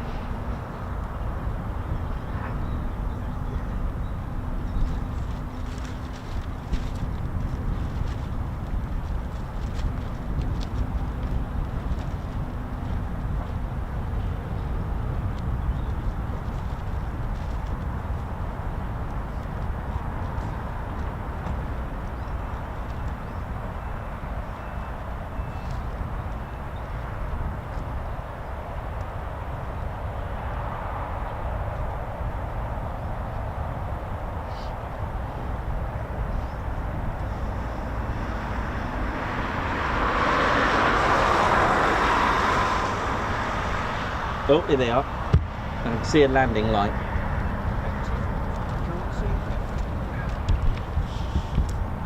Okay, our first arrival from today. You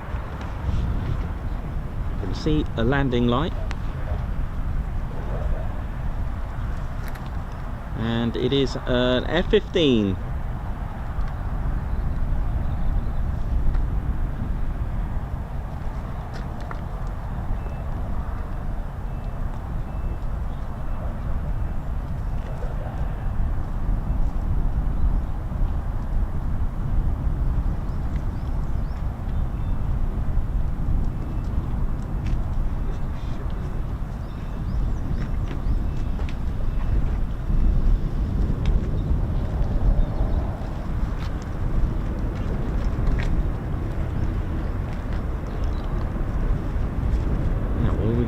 approach, or is it going to be a straight one?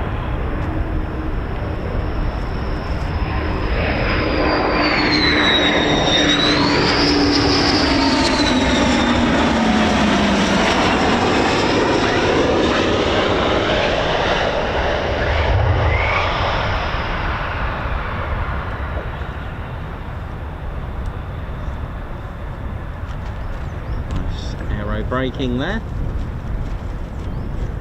still going with the aero braking. Look at that, still going, and that'll do. Oh yeah.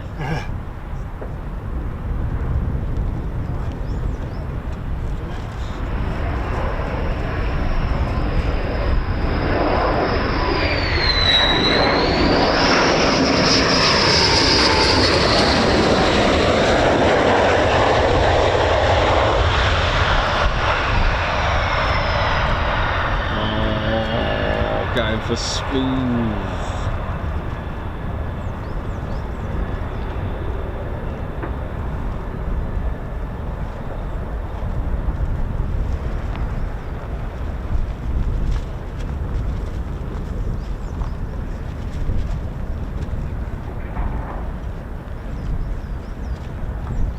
Well, that's our first 2 arrivals. Oh, we've still got more. Yeah, the other 2 are here as well now.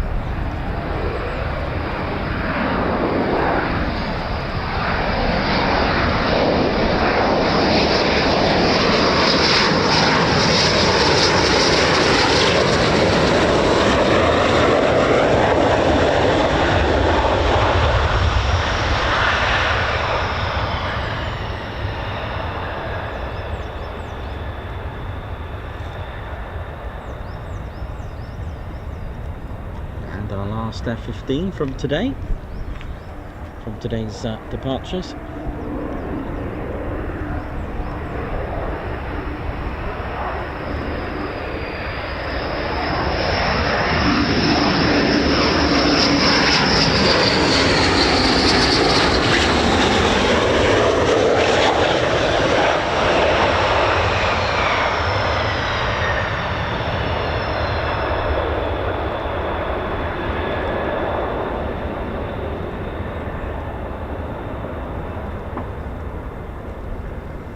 That thud, that's the noise of the landing gear going over the arrestor cable, or the barrier arrestor kit, or RAG as it's called in the Royal Air Force, RHAG, rotary hydraulic arrestor gear.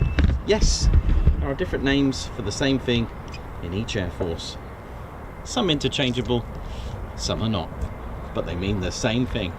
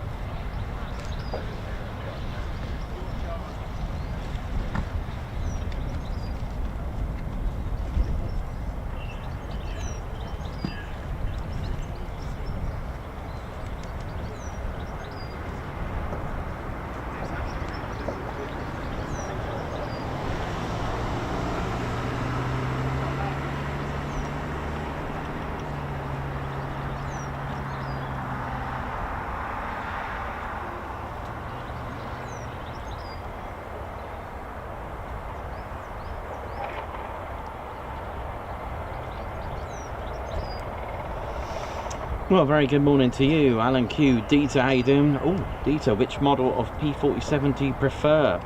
Bubble canopy or the Razorback one? Bubble. Is that a good choice? Bubble. I like the bubble canopy.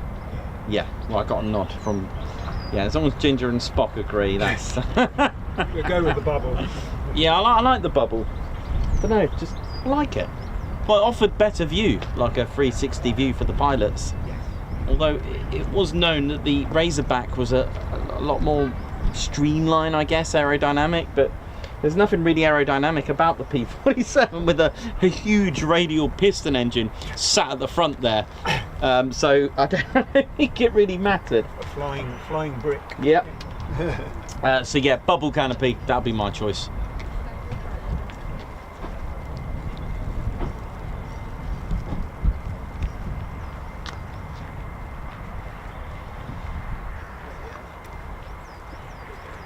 How are we all doing? Hope we're all good. We've got Edward Coates, how you doing? Hope you're good. Davey, Joshua Brown, Richard Smith, Matt Crossan. Matt Crossan, hope you're good, man. That's what we're here for. If you're having a rough day, man, just tune in, chill and relax and have a good time with us. Remco de Vray, Joshua Brown. Dieter, how you doing? Richard Smith, I see F-15s fly over my house all the time from the Air Force Reserve. Now, that's cool, man. I like that. There's a very interesting video on the Air Force Reserve. Really cool. So, yes. That must be cool. Margot. Oi, oi to all of you. Davey. Susan Bloy. Jenny L. Captain A, Tim Gooch, Aspen, what up? What up?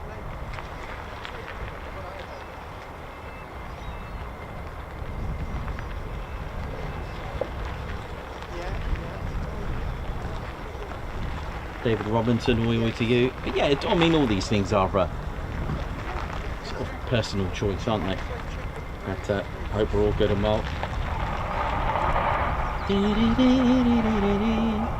Right, we've still got aircraft airborne, so we've got still got some F-35s out there.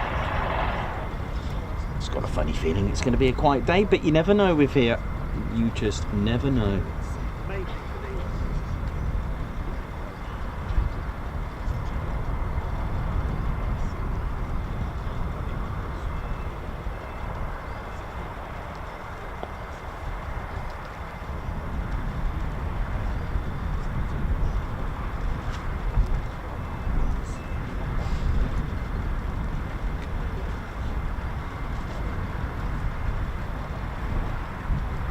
Paul Electronics, oi to you, Tim Gooch, Alex Raven, Margot, Noxie.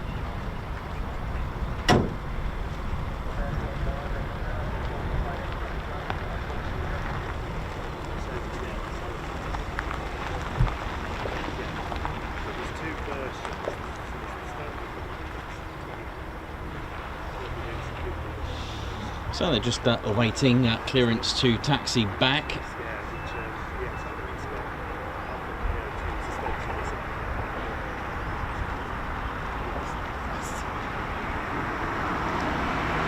So next week we've got our next major show, our weekend show at Cleethorpes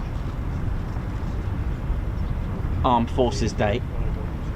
Looking forward to that. Oh yeah. So we'll be there for the weekend at Cleethorpes. I hope the weather's good. We're a little bit exposed out there in the wild, but there we go. Looking forward to that and seeing. And do you know what? It's such an honour to be there and be part of it. And what I'm going to do is get Claire Bear to film the parade. So something that we can't always see from where we are. So if I get Claire Bear to film it, that's if you want to view it, that is. So I'll get Claire Bear to do a little bit of members filming there or something. I'll see what we can do. But we'll be streaming the goings on in the skies there, and a bit of a nice change of scene as well. The other thing as well, I do love Scarborough Armed Forces Day as well, but they clash. They're on the same day. I'll tell you what I love about Scarborough is the drive there and the view with the castle and that harbour. Just makes me want to go on holiday there, but then that could be a dangerous thing, you know. I might forget what I'm actually supposed to be doing there, so there we go.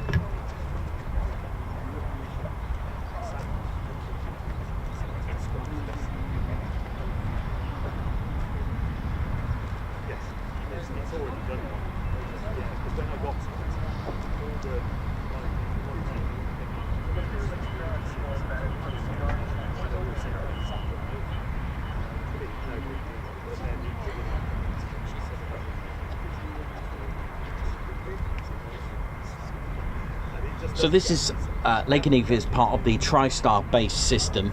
So to my 5 o'clock is RAF Feltwell, which forms as part of the 48th Intelligence. Okay, so it's about 5 miles in the direction of the backwards crow, and in this direction, 5 miles in the direction of the backwards crow flying, is another US Air Force station. It is indeed RAF Mildenhall.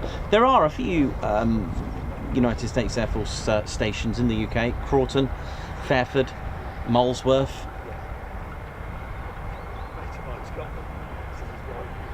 Just as examples. I can't remember if Menwith Hill is still going.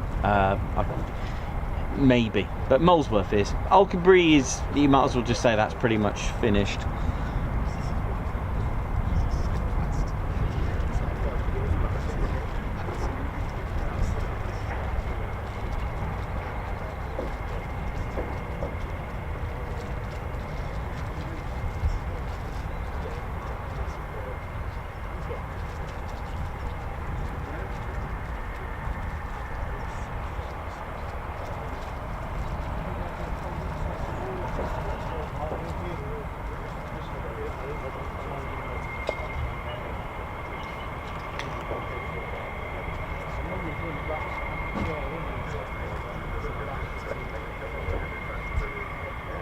Oh, are they going to go to the pits? Or is that just coming? This might take an hour left. If it does, that means it might be hot pitting. Hang on a minute, let me just adjust the screenage.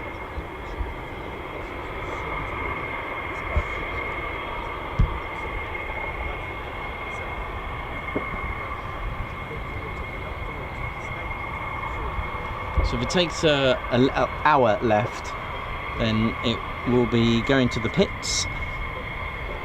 Now again, it's not always guaranteed they'll go straight back out after hot pit refueling.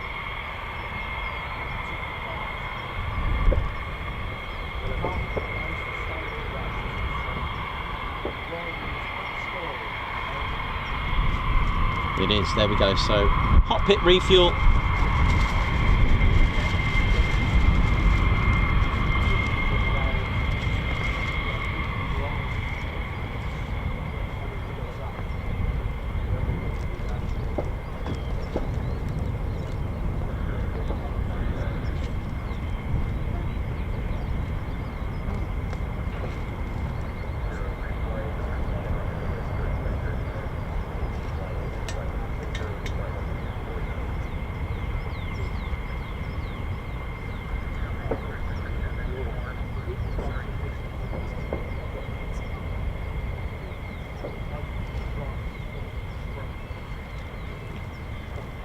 So hot pit refueling is refueling your aircraft with the engine or engines still running.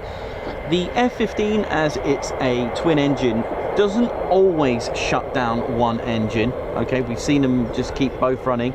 The reasons behind this not shutting the engines down give favourable benefits. You actually refuel your aircraft quicker than if it was to shut it down. Why?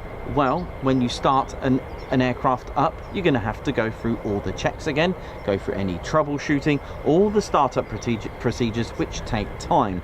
Plus the pumps are running, fuel pressure is there, and it's a lot quicker. We're talking, you save around about 60% of the time, so 12 minutes, you're done. And that is what it's all about. You can also, there's also certifying as well that carries out, but hot pitting refueling is, like I said, a procedure where the aircraft engines remain running while fuel is rapidly replenished. Now, this can come from pipelines from the ground or a vehicle, a refueling vehicle as well. All right. It minimizes basically it minimizes the turnaround time. So it's a capability which is crucial to ACE operations and ICT, integral combat turn. What does that mean? Well, when you're in combat, when you're on the battlefield, you go out on a mission, you come back, you get refueled, hot pit style. Your armourers are rearming, rechecking, ground crew are doing all the work, and it's called a combat turnaround. Okay, so integral combat turn, and hot pitting is part of that. So in what, 15 minutes you're gone. you're done. Back on another sortie, back out on another mission. So hot pit refueling for both airmen and pilots is an extremely crucial thing to do. So even exercises such as exercise point blank, they'll even do that as well.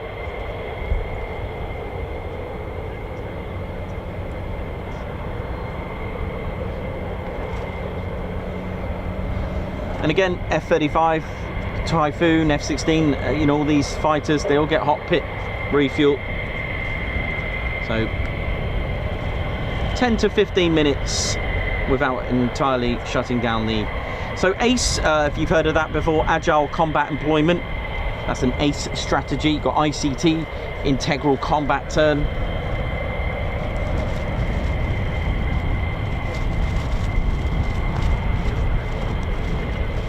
So it eliminates all the startup process as well.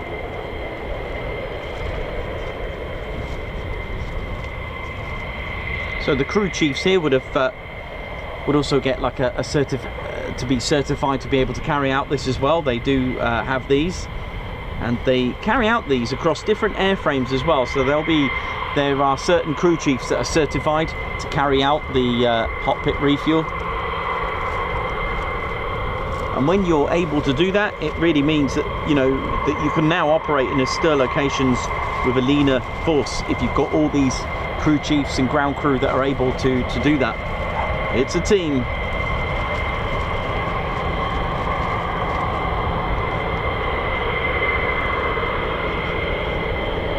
So if they make their way this way towards us, good times. If they don't, oh well. Like I said, it doesn't always result in them going straight back out for us viewers over here. We are tuned in, you're tuned in.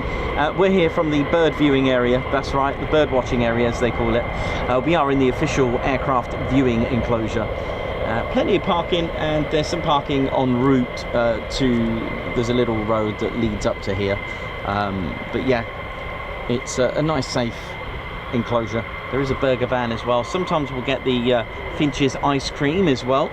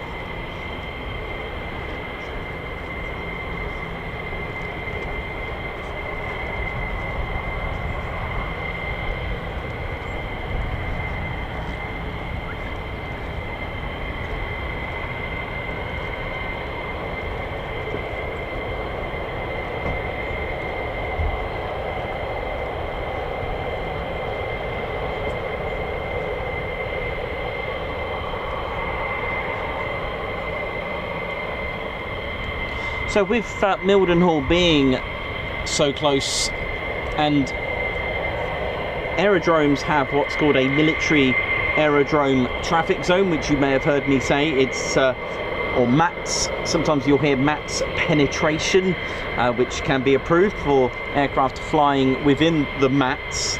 And it's basically, it's an airspace surrounding a military aerodrome. And the main airspace is a zone of 5 nautical miles and a radius from the surface to 3,000 feet. Now, because Mildenhall is just over there, literally over there, that way, 5 miles in the direction of the backwards crow flying, the MATS is combined, they overlap each other, so they call that a CMATS, Combined Military Aerodrome Traffic Zone. So they have a CMATS. Feltwell doesn't actually have any more a functioning runway. It used to many years ago. That opened in 36, operated in 1937, RAF Feltwell. Started off with the Harrow, and then, of course, like everywhere here in this region, the Vickers Wellington bomber from 1938. And it was, in fact, 99 Squadron who are celebrating their 25 years of C-17 in the Royal Air Force. Oh yeah! They too not only had the first ever Handley Page Hayford, they also had the first ever Vickers Wellington in their operations. I know. LN, interestingly, was their squadron markings. I like that. I like combining little stories like that.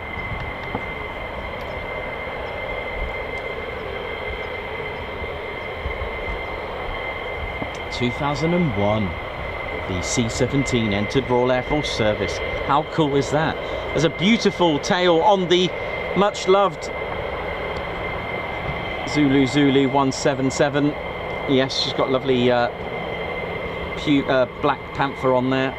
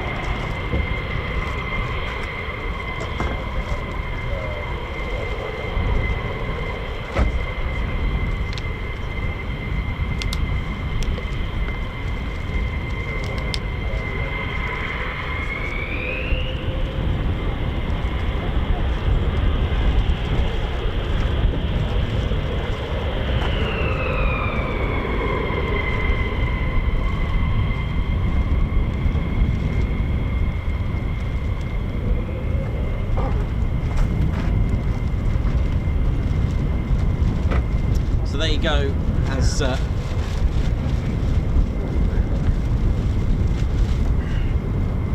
As cautioned earlier, I did say that they could just turn back. They don't always go straight back out.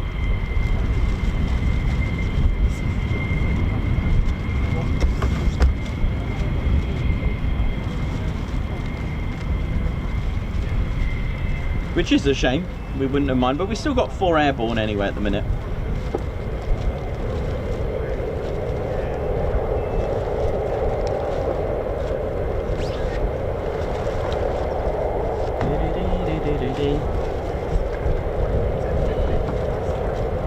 Something we haven't mentioned for a long time, probably because we don't often see the F-15s at the moment.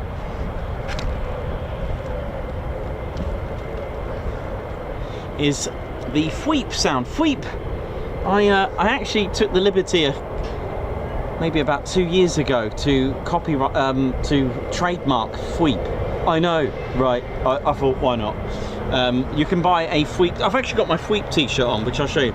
So a lot of people ask me, what is that noise? How is it created? I've just realised I lost a bit of rudder. Might have to repair the rudder here. Oh dear, they've seen battle damage, these things. But what is that Fweep sound? Okay, so I'm going to give you a simple answer. Are you ready for the Fweep? The Fweep, literally, in absolutely simple terms, is the opening and closing of the nozzles. The exhaust nozzles. Okay, when they open. So when the aircraft is taking off, okay, when it's just holding, okay, for a sec, and then cleared for takeoff, the nozzle opens up. That's what makes the Fweep noise. Fweep, like that, okay? Now, that's just going to be simplified, and I'm going to tell you why it does that, okay? So, Fweep, like that, all right? Does that make sense? Okay, that is it. That is the simplest answer I can give you. It's the opening and closing of the exhaust nozzles, okay? But not all aircraft Fweep, okay? It is the engine and the system of opening and closing these exhaust nozzles. That's the reason. So the Typhoon, the F-35, they don't Fweep. Why?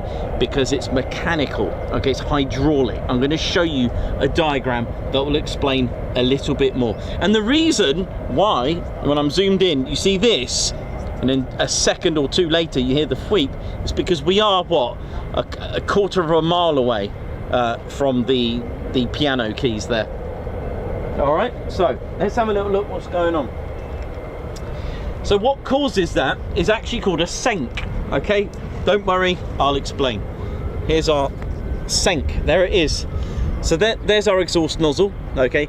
Now over here, you've got a senk, a conversion exhaust nozzle control. And what it's doing, it's pushing bleed air into an actuating system. So there's actuators that open and close the flap, the turkey feathers, these geometric, beautiful petals, okay? And that's it, it's air, but it's controlled by the senk. It's the ENC, the senk, the conversion exhaust nozzle control system. And there's, I can't remember how many actuators there are, but this air has been pushed through the actuators and it helps it open and close. And I'm guessing that supersonic air is making that sound, okay? So there you go, that is a more technical way of explaining why it does that. So I've told you where the sound is coming from, but I'm now telling you how it's caused like that. So if you've got a mechanical system like a hydraulic system, then you're not going to get that sound, okay? And even if it made a sound, I'm sure a Pratt & Whitney engine will be quick to shut that up and drown that out. So yeah, there you go. So that is it, a little bit more detail for you.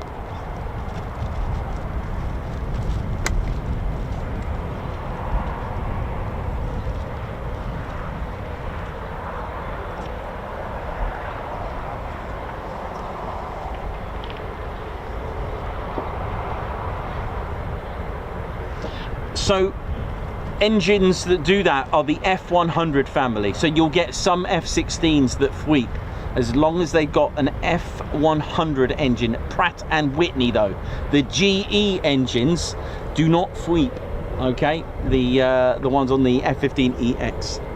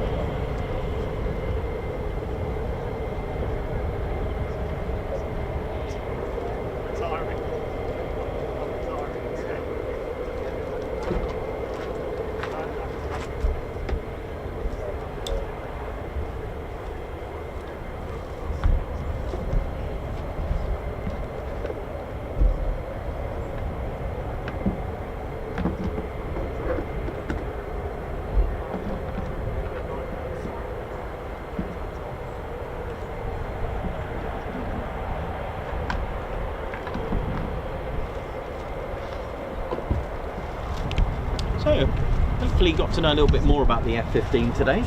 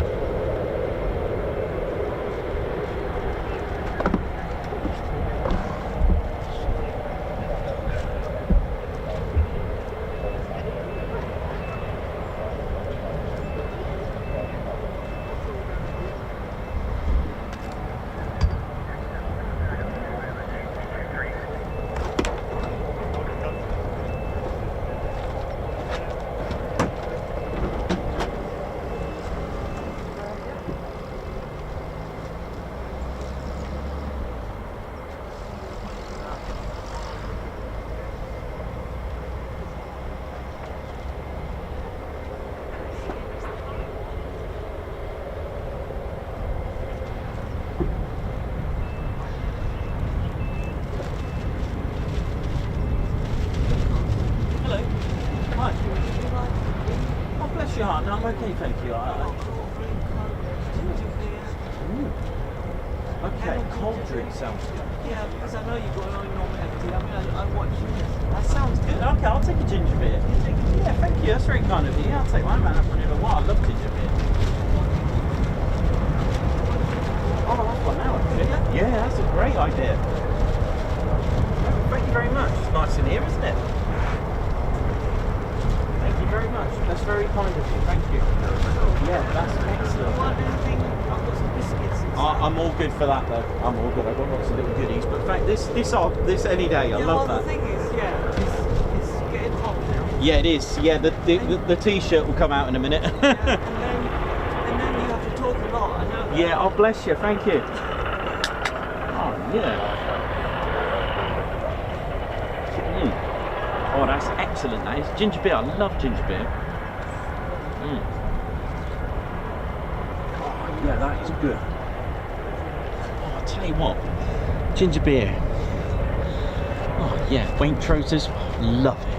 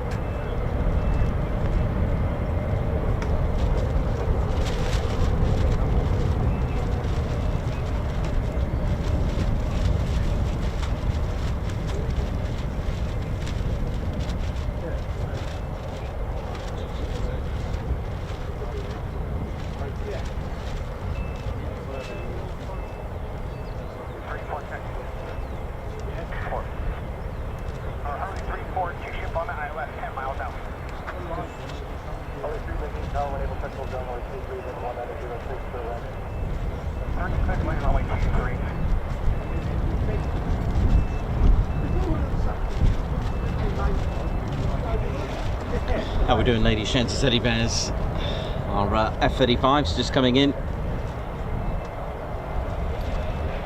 So yeah, so don't forget, I will always give you the info that you need, and aircraft with various tech specs and max speeds, and I know a lot of people always talk about speeds and things like that, and Mach 2.5 and so on and so on, but you can't actually operate structurally and successfully weapons at Mach 2.5 plus.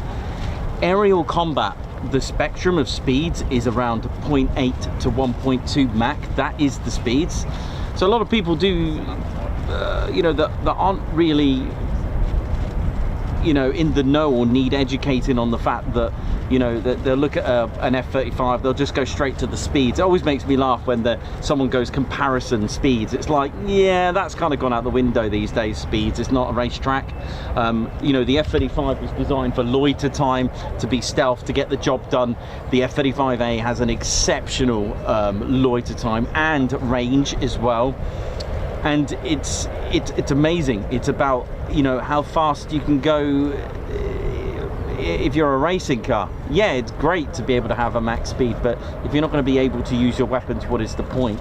Which is why the F-35 doesn't have thrust vectoring as in a traditional sense. I get the F-35B is STOVL, it's got a free BSM, but that thrust vector is only made for the vertical landings and short takeoff, or the STOVL mode itself. So don't forget that, don't fall in those traps, which is why I don't always, you know, go on about the max speeds and stuff like that, because it's kind of irrelevant. Yes, it's nice to know, like the Typhoon, about Mach 2.0. A lot of aircraft are around that now. I think a lot of modern aircraft are in those. There's no real need to have thrust vector. That form of aerial combat is completely gone. It's more in the fact that, I mean, if you're going to do a thrust vector maneuver, you're going to be pretty much a sitting duck in some ways in this day and age, especially with all the BVR that's about. Here we go, F-35.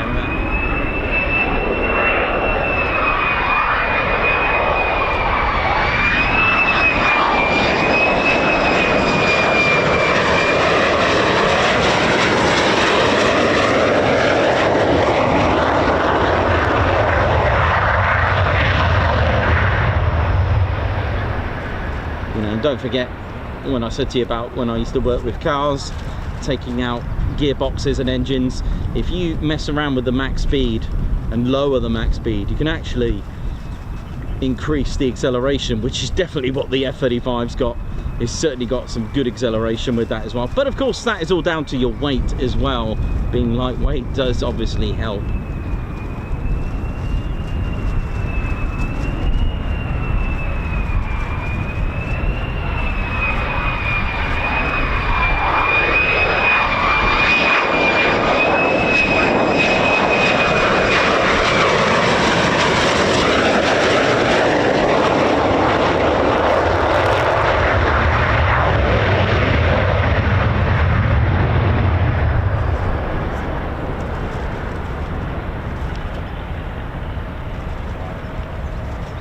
Nice. So 2 more to go. No circuits yet.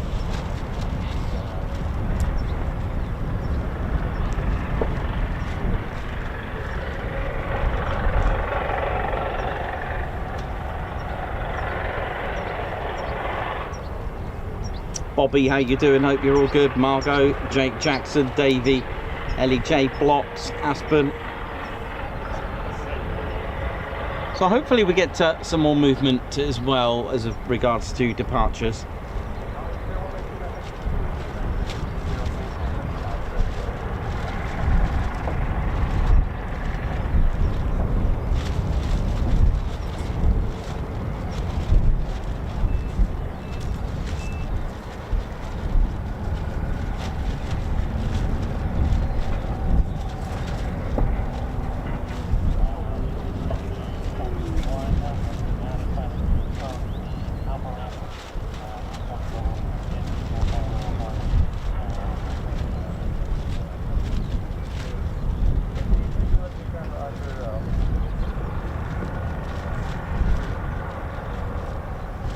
Looks like we've got an F-15 taxiing to the pits.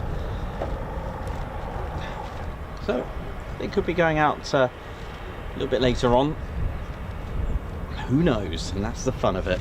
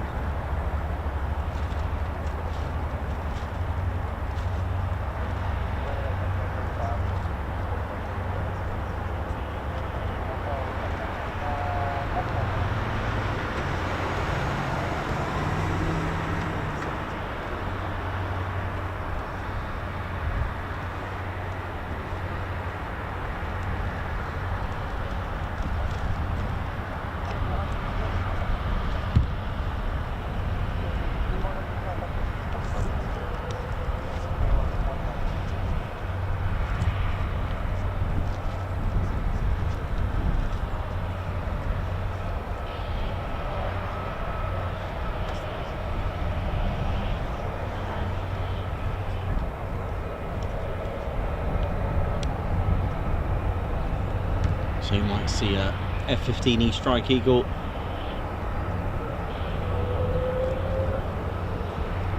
Just taking a turn into the pits of the bubble.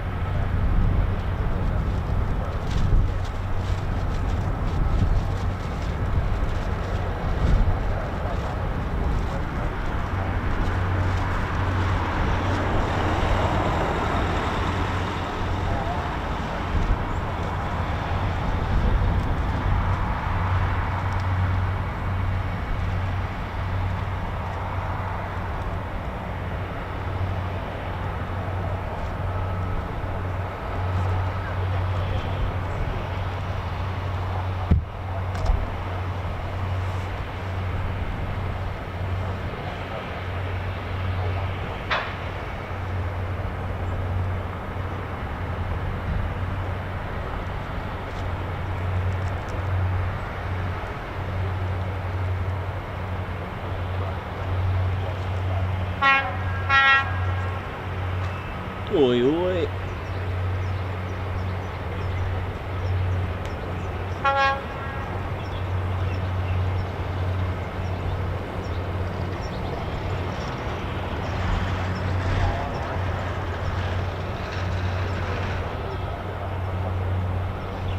Aspen, how you doing? LEJ approach.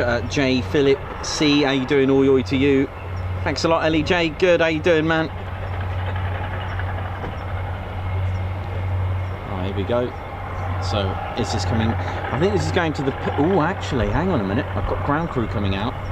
There you go. Do you think it will come to us, or will it turn left? Our left. Let's have a look. I do have the ground crew out, so hang on. This is looking good. This is looking good.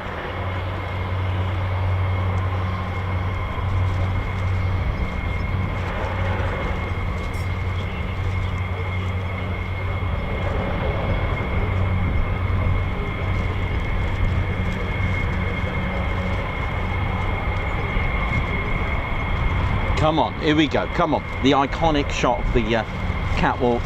We've also got the Warrior Walk, which is the other taxiway to my right. Again, these are TCS phrases, they're not official Lakenheath phrases. They've I don't know why I gave it the name catwalk. I just decided, oh no, they turned left. I did see the ground crew are out there.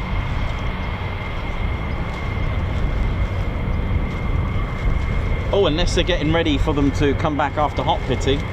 There is that as well. So, let's see. Hang on. Bit of Fweepage in it, absolutely. Here we go. The ground crew are out getting the chocks ready. So let's have a look. So, let's see how long it's. Let's have a look. Like I said, we got the ground crew out. They're on the EOR, unless they've just come to see us.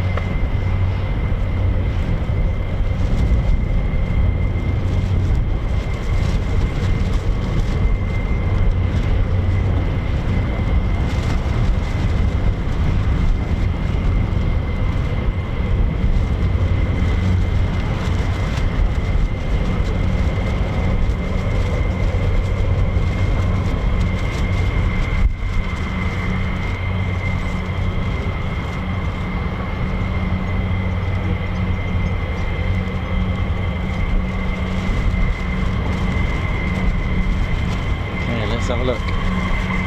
So 10 to 15 minutes from when they turned. The ground crew are waiting, so they're on the EOR, that's end of runway. There are 4 in total, so there are 2 EOR north and south at runway 23 looking at it, and they can hold 6 fighter jet sized aircraft. On the 05 EORs north and south, they can hold 5, so 6 this end for 2-3 and 5 on each, so 12 this side and 10 the other end at 05, if that makes sense. So 4 EORs in total, end of runways. A bit like the ORP at Coningsby, where you can just park up, but not quite like what they do, because at the end of the day the main ASP does all that then and then, and it's only a little short taxiway. The way the operating here with the post-taxi checks are a little bit different here at the 48. It is a 48 fighter wing process with the F-15s. They'll do a post-taxi check, so the pilot will do their checks, okay, the external checks, do all the startup process, leave the some of the pins in. They'll taxi here at the EOR, awaiting the fighter generation squadrons, the crew chiefs, to do all the post-taxi checks, make sure there's no leaks and cracks, any security issues with the canopy, that kind of thing. So that's done just a little bit different here. The F-35s, of course, are a little bit different. They'll do all theirs at the hangars, and I'm pretty sure other F-15s from other fighter wings, I think, when they arrive here, don't quote me on this, but I think they do all theirs traditionally down at the hangars, I think. Now, that is a thing. We'll have to wait and see. Because I do recall Seymour Johnson for fighter wing here. However, did they do anything with them, or did they just park up and awaited their next instructions? So I'll have to have a look at my old footage. I can find out just by looking at Seymour Johnson from the archive of 2022, I think I've got. So we'll have a look at that.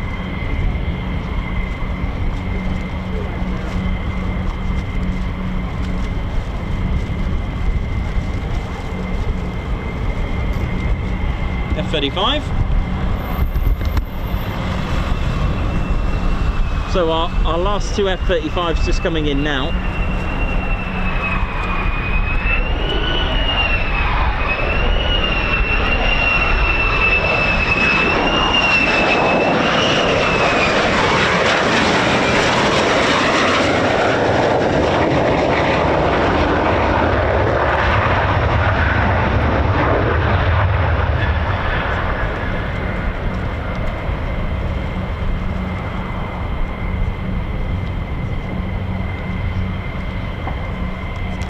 The 495th Fighter Squadron, after being inactive for a period of around 30 years after saying goodbye to their F-111 aardvarks here in 1991, they came back on the 15th of December 2021 and brought this, making Lakenheath the first ever USAF wing to operate the F-35A. The 493rd were the second to convert in 2022.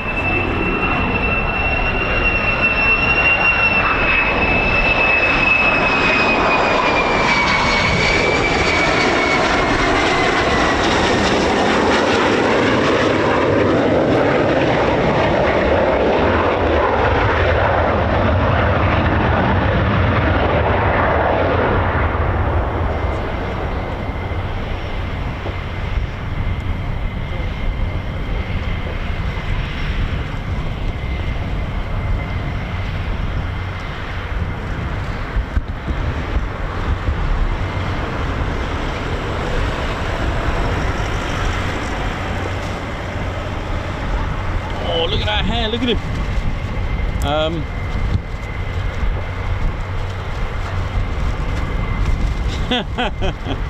That was a good one.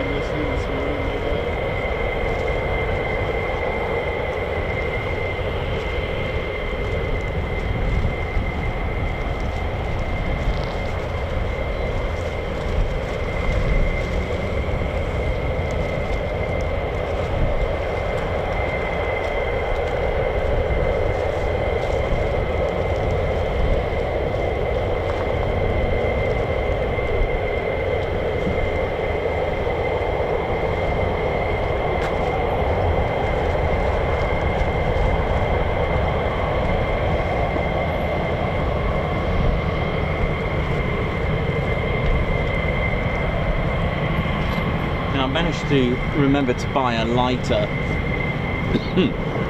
for my citronella sticks this time, and I'm going to stick some in my baseball hat as well. A little tip from Davey there. Davey, how you doing, man? Hope you're all good and well. Spanner Flight, what's going on?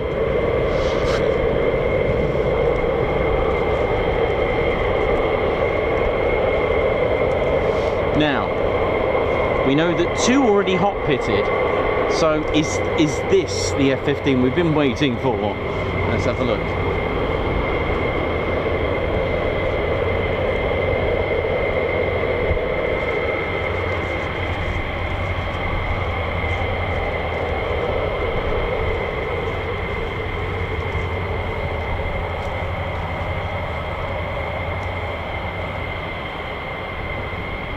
Maybe not. There you go. Oh, hang on, that might be a second one, right? How many have gone? How many have turned that way? Can't remember now. But we do have the ground crew out there, look, waiting.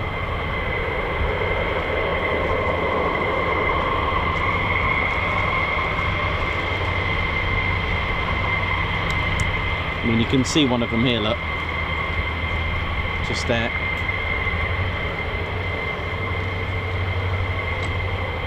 So they don't always shut down one engine. I know we went for a period of seeing one engine shut down. They don't do it at the moment, or I've missed it. But lately, the one engine shut down I haven't seen for a while. So again, that's not to say they don't do it, but hot pit refuel is basically refueling your aircraft with the engine or engines still running.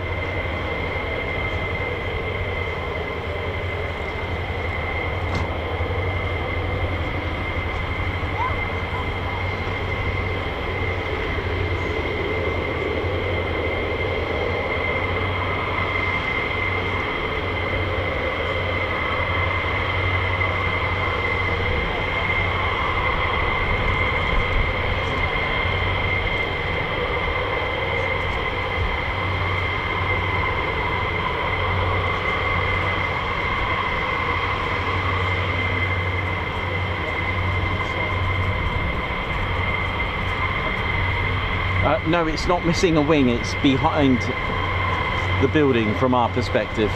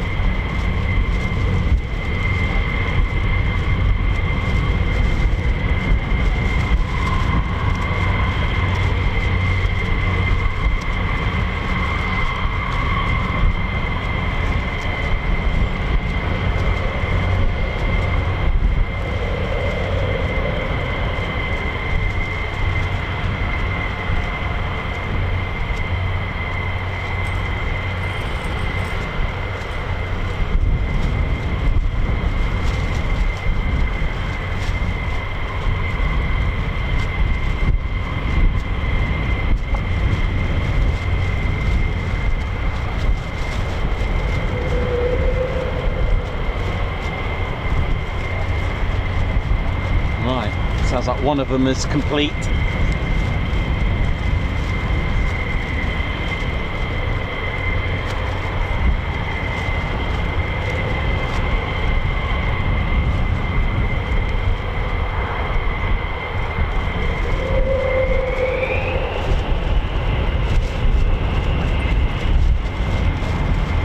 So my guess that it will turn towards us, is it? Yeah, there you go.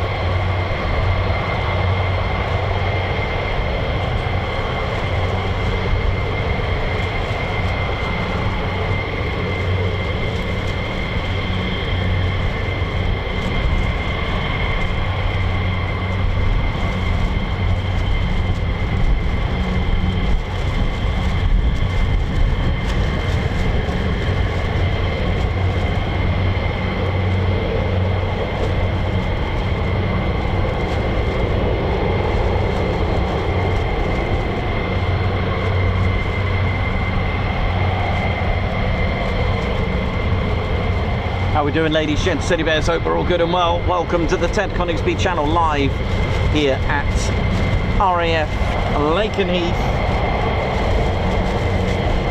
So the ordnance that you can see underneath, they're inert, usually with blue rings or in blue. Now they're on here, you may think, well, why are they inert? What's going on here? Why are they on there anyway?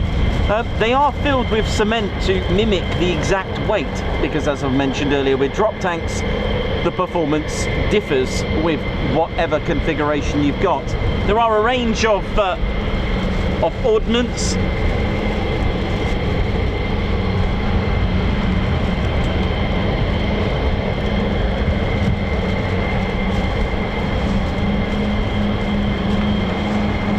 So you can have AIM-9s, AIM-120s, sidewinders, and the GBUs, for example. You've got your lantern pod.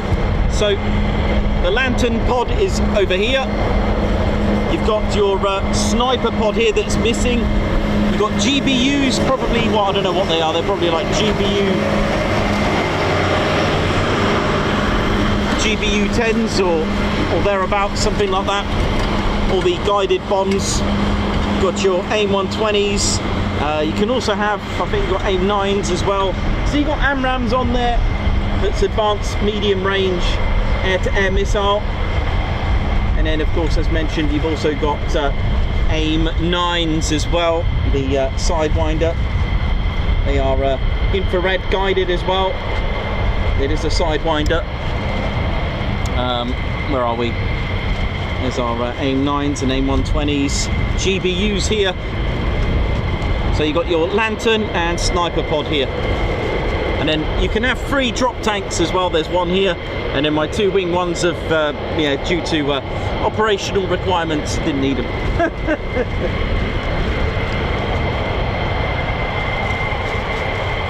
That's what you're looking out for.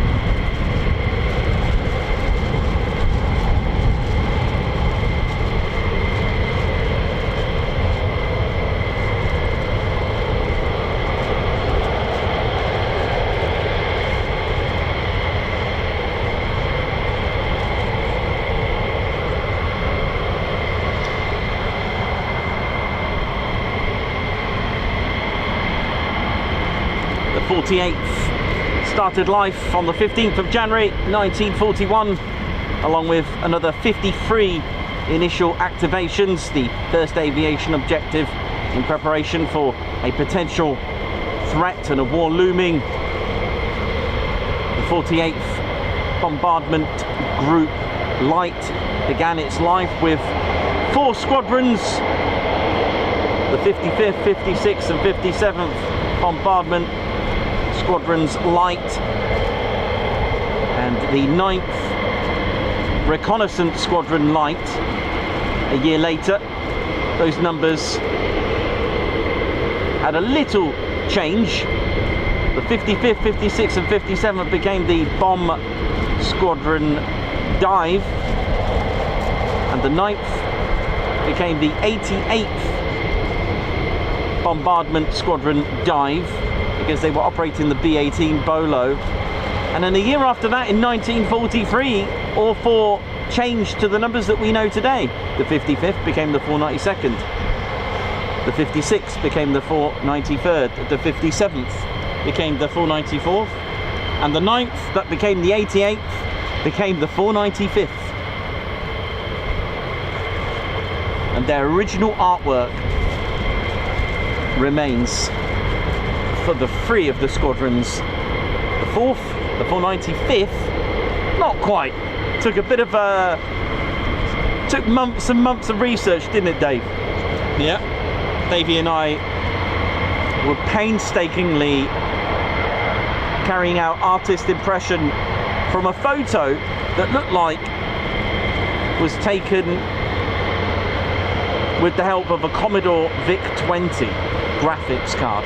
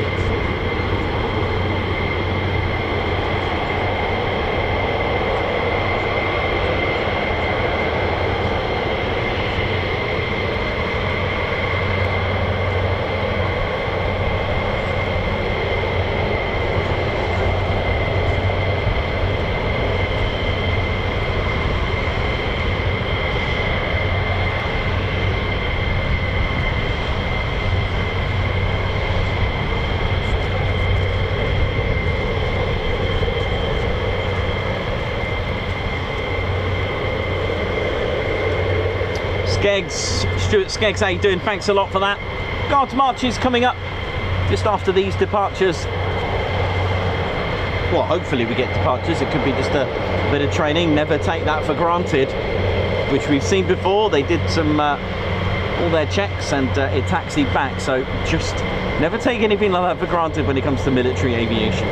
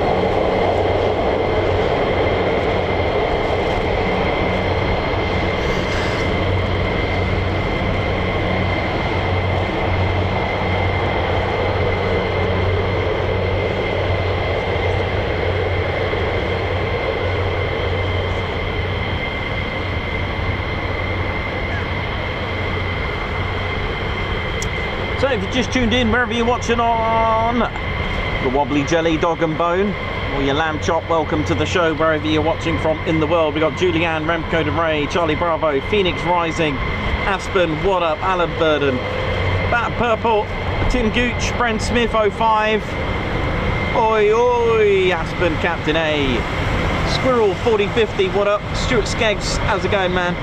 Hope you're all good. Davey, how you doing, man?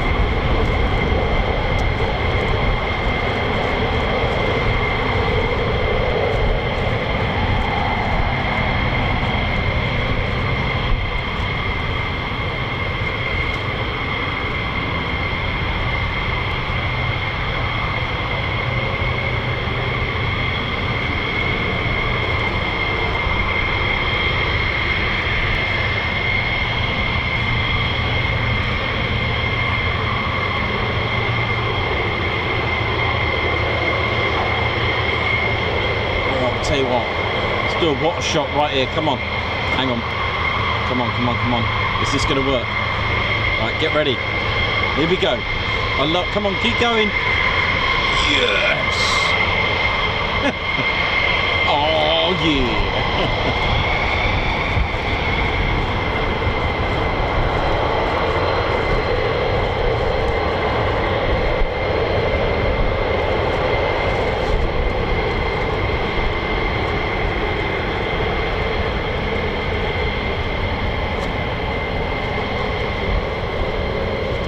Martin Skeet, what up? How you doing, man? Hope you're good.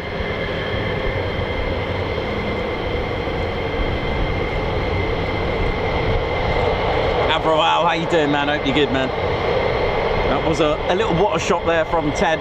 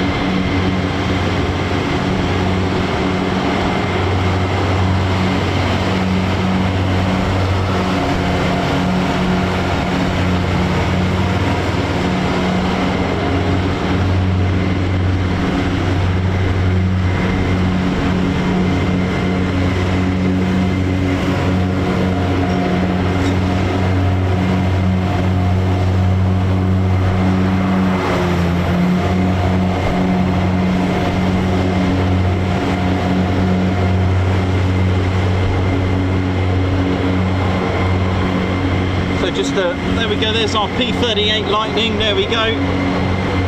Beautiful, look at this. An awesome Texas Terror. Absolutely beautiful, isn't it? Lovely, bit of lovely. Oh yeah, even the engines are running on here. Beautiful. See ya. Of course, they weren't stationed here. The two aircraft that were serving here during the Second World War were the Vickers Wellington and the Short Stirlings Marks 1 and 3.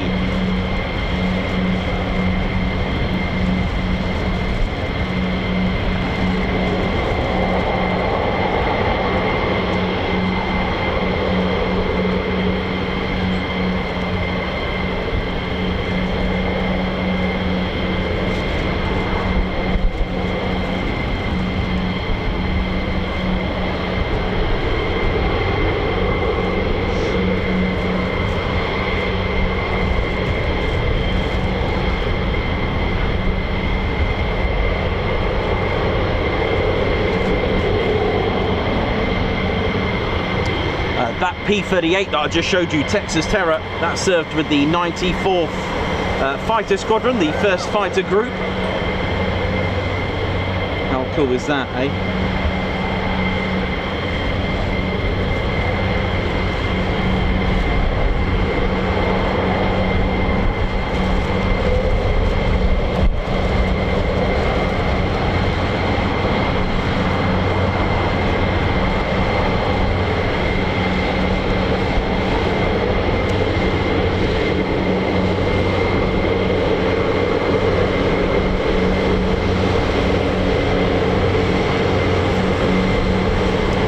Of course, fly the F-22 today. How cool is that? The 94th, the famous hat in the ring insignia, which dates back to the First World War.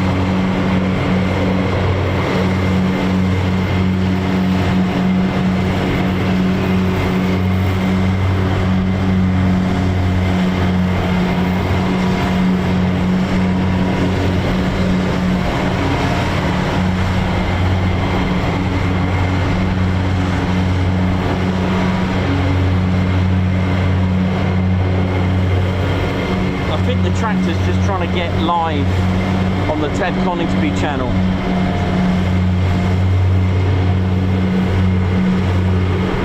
That is really messing up my hay fever, that is. Woo! Yeah!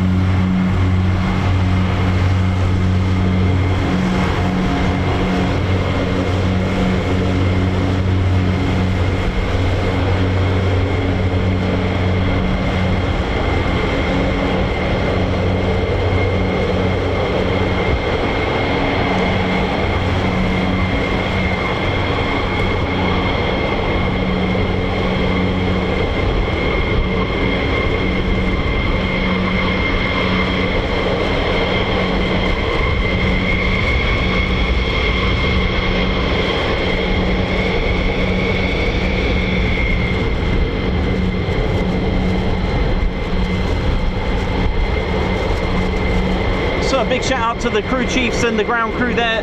Without them, nothing will fly. A tradition where the ground crew own the aircraft and they just loan it to the pilots. Pilots break it, they fix it, they bend it, they mend it.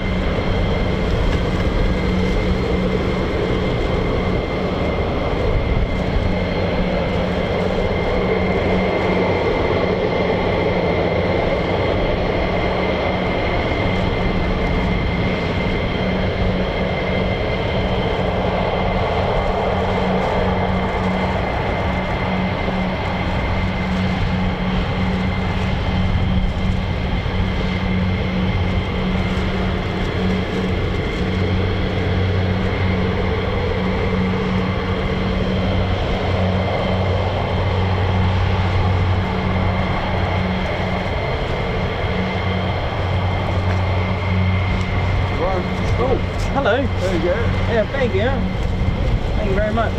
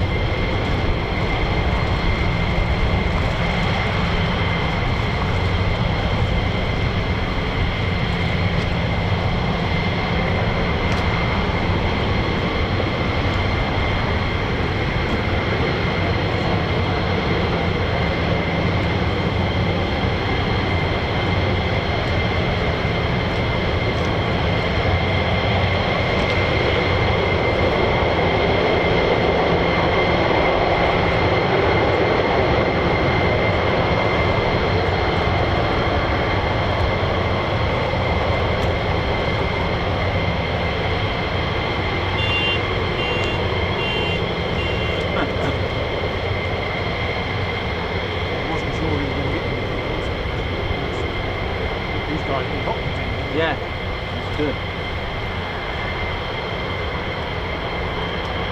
Yeah, they have, all 4 of them. I think somebody's taxiing.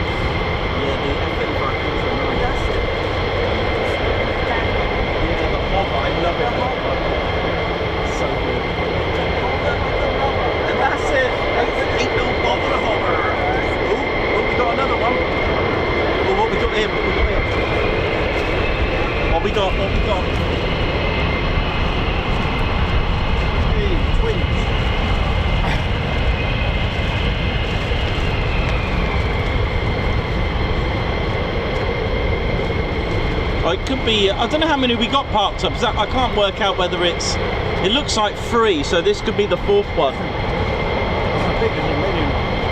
There is. There's a million. Oh, like your t-shirts. Oh, boy! Matching, love it. Matching t-shirts. Yes.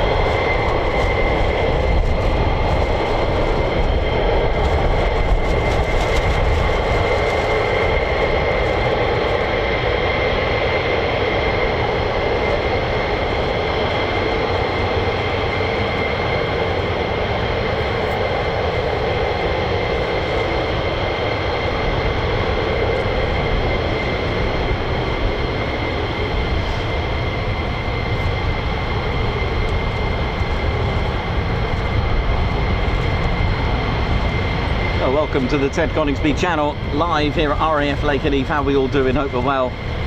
And it's turning out to be a lovely day. These, all being well, will be our 12 departures.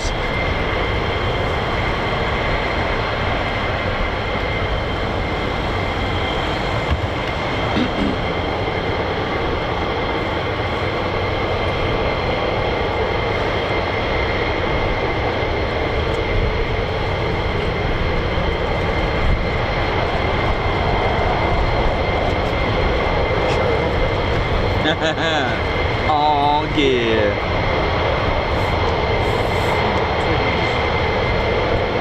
It's now just got nice and warm now.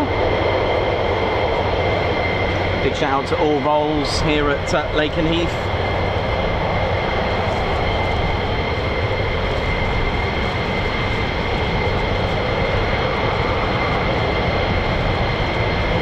'48th Medical, how you all doing? RAPCOM, 48th OSS, the 48th CES, Civil Engineer Squadron and the volunteers as well. How you all doing?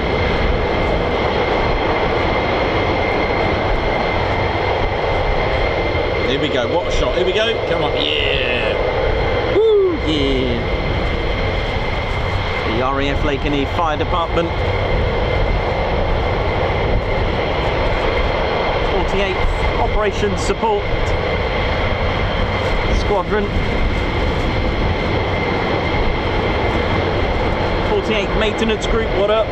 All the generation squadrons, 48th Component Maintenance Squadron and the 48th Equipment Maintenance Squadron, 48th Mission Support Group as well, and obviously, as mentioned, without these, the 48th Medical Group, well, no one will be fit to do anything.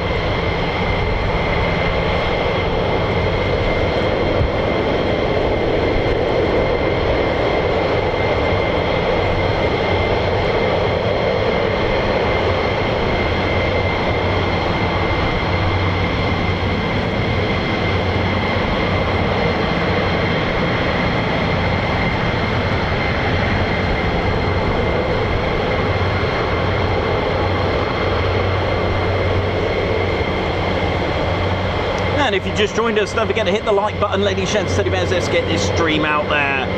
It does give YouTube a bit of a tickle with the algorithm. It does help our channel get out there and this stream get out there to other viewers that may have the same interests as you, tuning in to military aviation.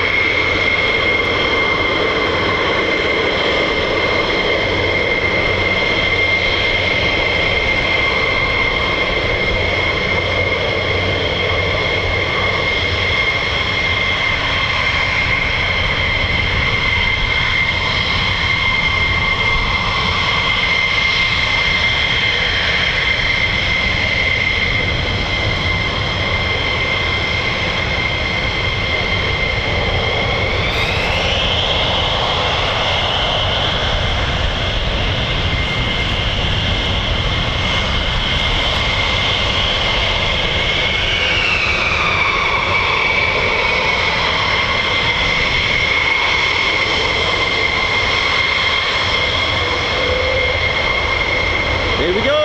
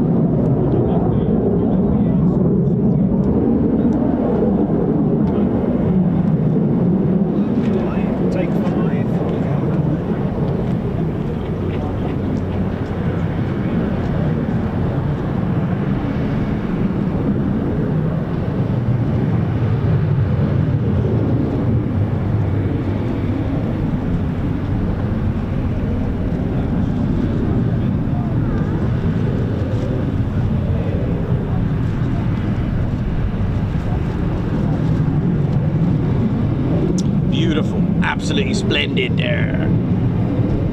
Hope we're all good, ladies, gents, and teddy bears.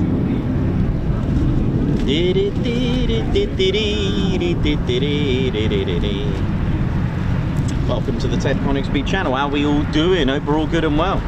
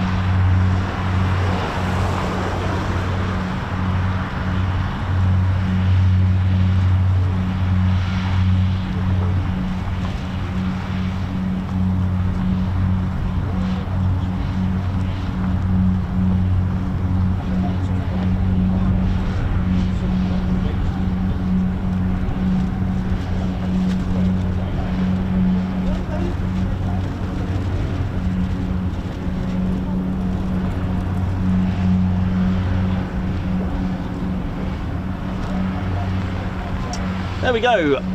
That's another 4 departures there. Quick climbs. A little bit cut short by the clouds there, but nevertheless, always good to see the noise and see the noise, and hear. Yes, that's it. I like this. I like where I'm going with this. See the noise and hear the views. There you go. I like I'm been backwards, like the backwards man, and I'm not going to do the Bryce Norton incident again, where I twisted my neck live in front of anyone.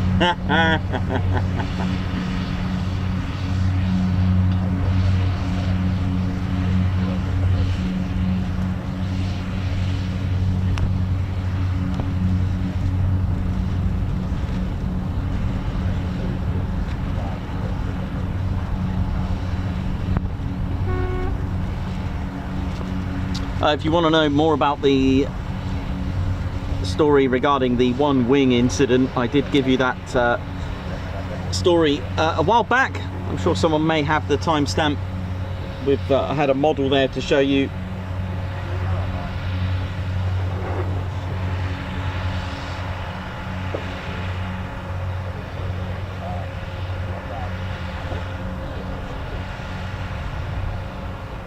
How we doing, ladies, gents, teddy bears? My name's Nikos. This is Squadron Leader Ted Coningsby. Helen Pierce, Guards March, and a high five there. Thanks for gifting. Thank you for joining. Helen Pierce, 1558, high five. Welcome to the Ted Coningsby Squadron. Guards March to you. Margot, thanks a lot for the super. A Guards March to you as well. Andy Haynes, celebrating 34 months. Thank you, Nikos, for continued enthusiasm. You know how it is. Simon Watch On, member for 34 months. Also part of our Fighter Squadron and Spanner Flight. Appropriately, it's a Lakenheath stream, just as it was when I first joined the TCS. Time has flown by so quickly, and it's been an absolute blast. Thank you to everyone that makes the channel what it is. Thank you very much. Margot, thank you very much for 41 months membership. Also part of our Fighter Squadron and Spanner Flight. An absolute pleasure and privilege to be with you all. Thank you to my TED family. Margot, thanks a lot for the super. Thank you, everyone. Stars you are. Thank you very much. Ben Hirodaro, high five. Welcome to the Ted Coningsby Squadron, a Guards March. Susan Bloy, celebrating 6 months, half a year already. The Bat of Purple, thank you very much for the super. Guards March. We've got Boots 99 UK, oi morning, from Ian and Sue, very much. Thank you very much there. Dieter, thanks a lot for the super as well. A Guards March to you. And Hartley, high five. Thank you very much for joining our posh offices club. Very posh, Shan. Bobby, high five. Thank you so much for gifting a Ted Coningsby membership. LEJ Approach, thank you as well. High five. Thank you for gifting a Ted Coningsby membership. Also part of our Spanner Flight as well. Thank you very much, Gerd. J Philip 123, member for 11 months. Mac Focus Photography, celebrating 30 months. Release the Eagles, love the streams. Stuart Skeggs, thank you very much for the super. Oi TCS, 30 months for this great channel, celebrating 32 years of marriage to Tracy Skeggs today. Ah, yeah. Well, that's absolutely wonderful. And happy 32 years of marriage to you both, Tracy and Stu. Martin Skeet, thank you very much for your 33 months membership. Oi, keep up the great work. Also, Martin Skeet, Guards March to you. Thank you so much for the super chat. Guards March to you. Dieter, thank you very much for the super. Greatest aviation channel. Thanks, TCS. You're most welcome. Robert Swadner, high five and a Guards March. Thank you so much for joining our Ted Coningsby Squadron. Thank you so much. Hope you're all good and well. Bow, bow, bow. Well, thank you very much for that. While they are away, we'll have a little look. I think last time I gave you a bit more depth and detail regarding the RAF use here, and it is something that we can overlook, as we're in awe of the F-15s and F-35s. It's quite easy to forget what was here once upon a time.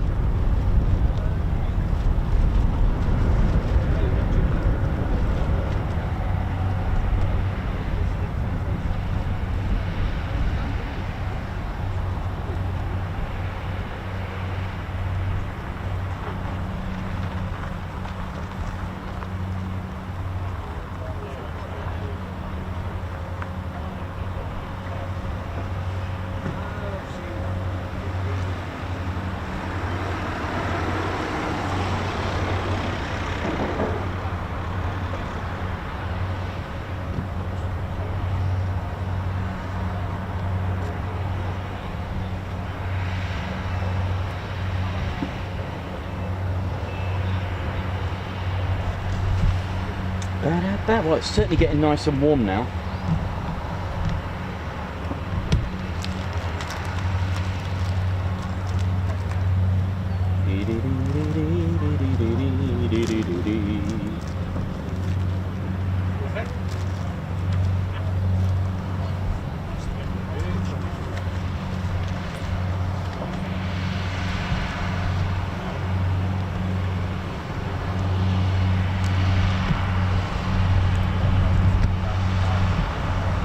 So today I am wearing the Fweep t-shirt today. It is available on our online store, tedconingsby.co.uk. How we doing? Let's go round. Let's have talk history, innit? How we doing? What up? What up? What up? Is it going to be all right that way? There we go. There we go. Let's model this up, Teddy. There's our amazing Fweep t-shirt. How far can we go back? There we go. Don't normally go this far back on the van. I feel like it says our legacy Fweep t-shirt. Got the call sign on the back as well. Available tedconingsby.co.uk. Go and get yours. Don't forget, if you're a member, you'll be able to get discount as well. There we go. Better view of it, right? Is that a better view? Look at that. Yeah, the legacy. So you got an F-15 and a silhouette of the stars and stripes, the USA flag. How cool is that, right? Hope we're all good and well. Welcome. And what I'll do today, I'll give you a little bit more history. I think it's going to be quite a oh gosh, that was a bit of a manoeuvre. Sorry, that was a bit of a manoeuvre there from that Tom Cruise, as we say. How we doing, ladies, gents, and teddy bears? Hope we're all good and well. Welcome to the Ted Coningsby channel. So let's roll back to 1916. I know I'll give you the full-on history of why there's sand here. We go back to the last ice age, the Normans, Bronze Age, the Cretaceous period, 100,000 years ago. Yes, there was a river that was once here. It's gone now due to the ice age. I can't help it but give you that history. I normally just skip it, but I can't. I have it in my head. I'm like, let's just go straight to it. But no, that's why there's sand. There used to be a river called the River Bitham. I think it was East Midlands area, Nottinghamshire, cut right through Leicester. I think it made its way towards here. Mildenhall would have been here, would have been covered in it, in this. And then, yeah, after the Ice Age, it left all the sand. There you go.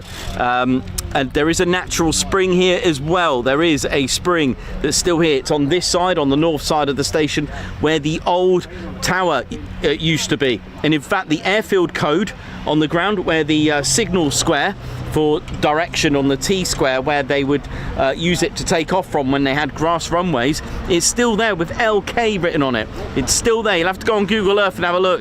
But where the old tower was, LK is written on there. That was the original airfield code. And it's interesting because in 1972, the Phantoms had the tail code LK. I think they were bringing a bit of history back, but they found out couldn't do that because LK is the tail code for Little Rock. Little Rock, interestingly, are still going today. But that's just in a nutshell. I won't go into detail why there was lots of rabbits and things, but I could do. Why it's called Lakenheath Warren. There was at least 427 burials dating back to the see, I can't help it. Normally I'll show you the little piece that's from here that was dug up, but yeah, there was a connection with military from days gone by, a long time ago, from the 5th, 6th century, and that's the connection. But today I might give that a miss, I might not, I'll think about it. But it's really interesting to know that we are stood on a medieval earthwork right now, so 1600-year-old. You can see, especially up here, you can see the medieval ditch, so just like Stonehenge, which I'm very thrilled that they found about 3 miles away from Stonehenge, something a little bit older that's connected to Stonehenge. 2 holes that they found that could have had timber posts, which align with the sunrise of the summer solstice and sunset of the winter solstice. That kind of thing is in line with that. How cool is that? But ditches, earthworks during the Bronze Age and stone constructions were a thing. Stonehenge has a ring ditch, a lot of monuments, the Priddy circles, if you've ever heard of that, Google it if you want to. Knowlton circles as well. I don't know what they believed. I would have loved to go back in time. If I was able to have a time machine, that's where I'll go, because I'd like to find out what Stonehenge was first Fernworthy Stone Circle, Greyweathers, the Hurlers, these are all stone circles. And yes, this is what I used to do. I used to be a bit of an Indiana Jones from back in the days. However, I am going to skip that today and go to 1916. Is that a bit better? 1916, let's talk military. Because in 1916, although there wasn't an airfield here, there were a number of Royal Flying Corps airfields around this vicinity, and Lakenheath Warren was also used as a bombing range as well. Now, these Royal Flying Corps airfields, a lot of them were actually training US airmen on various biplanes, and during the war, during the First World War, they were using this area as a bombing range. 1934. So let's go a few years later on. 18 years later after that, the 16th of October 1934, Mildenhall, which is 5 miles in the direction of the backwards crow that way, opened. Handley Page Hayfords with 99 Squadron were there. They were the first to operate the Hayford, and they were at Mildenhall. So Mildenhall was way before Lakenheath. And in 1936, this way, in the direction of the backwards crow, 5 miles that way, another station opened, RAF Feltwell. And it started to operate in 1937, and it opened operating first to Handley Page Harrows. Now in 1937, 99 Squadron, they had a B flight, and B flight reformed 149 Squadron. Okay, so they reformed from there. And in 1938, Mildenhall were equipped with the Vickers Wellington, and eventually so too was Feltwell. So, which is why West Row, Julian showed me a photo of West Row's village sign. It's got a Wellington on there. The Wellington features on the stained glass at the Ely Cathedral. It was quite an iconic aircraft for here. It was flying in this region, Suffolk, Norfolk, Ely, Cambridgeshire, and although it came out with the same Air Ministry specification as the Handley Page Hampden, they couldn't be any different. You see, we don't really talk about the Hampden over here in this part of the country, but we do when we go to Lincolnshire, because that is where it first operated from. Again, 1938, 83, 49, the first squadrons to operate that at Scampton. They couldn't be any different to each other, and yet they were the same Air Ministry specification. That's kind of like the Boeing and the Lockheed and the Grumman version of the F-35 both coming out together, so it's equivalent of that. So they had a specification, they said this is what we need, this is the requirements, and that was B932, so quite an important status, an Air Ministry specification to have. So really cool, really, absolutely amazing. So there we go. So that's what was going on. The skies were filled with Wellingtons, sort of not from 1938. And of course, a year later, the Second World War broke out. Now, part of the defensive structures, which I've shown you before, although I can't find you an example to show you, in 1940, decoy airfields were a thing, as well as starfish sites as well. Now, what is going on here? What does all this mean? You'll notice a lot of old World War II photos of hangars and buildings with almost like camo netting around it. Yes, they would use all sorts of deceptive measures, even having an airfield hidden, or secret stations hidden in fact, I know that the Luftwaffe did just that. They had secret airfields hidden inside forests and woodlands and that kind of thing. There was a lot of painting, even painting aircraft on the ground, making fake aircraft, and yes, they even made fake towns and cities called starfish sites.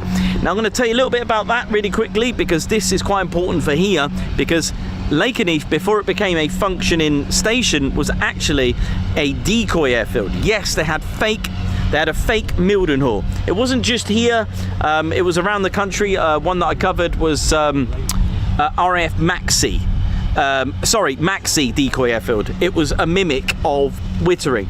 So let me just show you what was going on, for example. All right, so my only example I can only show you, which we're going to get kind of tractor bombed in a minute. So you would have had a building like that covered with there we go, there's the taxi. There's the taxi there we go. There's the tractor taxiing now. So decoy airfields. So it was Colonel John Turner, born in 1881, was an experienced civil engineer who had worked with the Corps of Engineers and the RAF. Now he became a director of works, and buildings at the Air Ministry. Now, he was the man behind the decoy airfields and the starfish sites. His HQ was actually located at the Sound City Film Studios in Shepperton, and it was here that Turner soon realised the effectiveness of mock-up film sets. And yes, they used Hollywood film studios and film sets to make these starfish sites. The one I covered, I did one in Bristol, and they had a fake Bristol Temple Meads. I know, how cool is that? They would organise explosions to make the Luftwaffe bombers think that they've hit their targets. How bizarre is that, really? And the art of deception was an attribute to defence, and the code for the decoy airfields, there was two, well, you could say three. K for daytime ops and Q for nighttime ops. And like I said, for a third, in some cases, both K and Q decoy airfield were a thing. Now, these decoy airfields, there was one here at Lakenheath, and it was to protect Mildenhall, to which Lakenheath was actually bombed 5 times. So you could say, yes, it was effective, meaning that it saved Mildenhall on more than one occasion. Now, if this could work for protecting airfields, this could work for the towns and cities. So the reason why I'm showing you this is that you would have had 2 officers in there operating the lights at night. I won't show you the plan today. I'll avoid that one today. I'll give you that another time. But I do have a plan of what it would look like. Officers operating the lights. Now, you may think, why K and a Q? Well, one coded, that's great. But at night, you've got different situations. So they used the plywood. I think it was actually sourced from Eriswell, which is a village or even a hamlet that way. They made, obviously you got to match the aircraft that it's actually, you're supposed to be decoy mimicking. All right, so Mildenhall was operating in 1940 still the Wellington, so they had fake Wellingtons here. The lights at night had to be operated. There had to be some cooperation with locals as well to turn off their lights. In fact, they were that effective that actual Wellingtons tried to land here, for example, instead of the real deal, instead of Mildenhall, which obviously caused a bit of a problem. So they had to have a special flare, a red flare lighting system, but obviously not to make it too obvious for the enemy to think, oh, that's fake. So there had to be a bit of both. So it is amazing. I believe where Eriswell Lodge is, which was the old run and gun club, is that right? Along the A1065. I think there was attacks there as well. I think a couple of bombs landed there. So it did the job. It really did. So fair play. But obviously things got heated up, and in 1941, in June of 1941, they decided, obviously it would have been decided before, but while that was going on, they utilised in late 1940, they started to think, hang on a minute, let's just turn this into a real station. And it was allocated to number 3 group of Bomber Command, and it was built in the Class A configuration, and it was a satellite station for Mildenhall. Okay, Mildenhall had 3 satellite stations here, Newmarket Heath and Tuddenham as well. Actually, I'd like to go to Tuddenham. I think I'm just outside any restrictions for, I mean, even if it is, I'll make some phone calls, but I like to get my aerial shots, legalities permitting. I will see if it's within the range. Sometimes there's NOTAMs out and I can't do it, but even if I just go and have a look at Tuddenham, there's still some buildings there that you can just drive along and have a look without doing any trespassing or anything like that. Or if I find the owner, I'll get permission, because I know I think one of our friends is going to take me through to the old Feltwell and Methwold areas. Although it's on private land, we may be able to get permission to go and have a look. That was the case for here, but it was configured with small runways though. This was quite unusual. So the Class A, if you ever hear Class A configuration, that's the apex letter A shape. Benefits for that, in the letter A, you got 6 directions of travel from avoiding crosswinds if one of your runways gets damaged or through wear and tear or anything like that. So that gave the benefit, and that was decided by the Air Ministry for heavy stations, so Lancasters, Stirlings, operating heavy aircraft like that, bombers. That was from anything from December 1940. If you were going to build a station after then it would be configured in the Class A concrete as well, to make it sustainable. But they were quite small, which was quite shocked. 3,000 feet was the main one, and 2,000 feet were the two subsidiary ones. So interesting.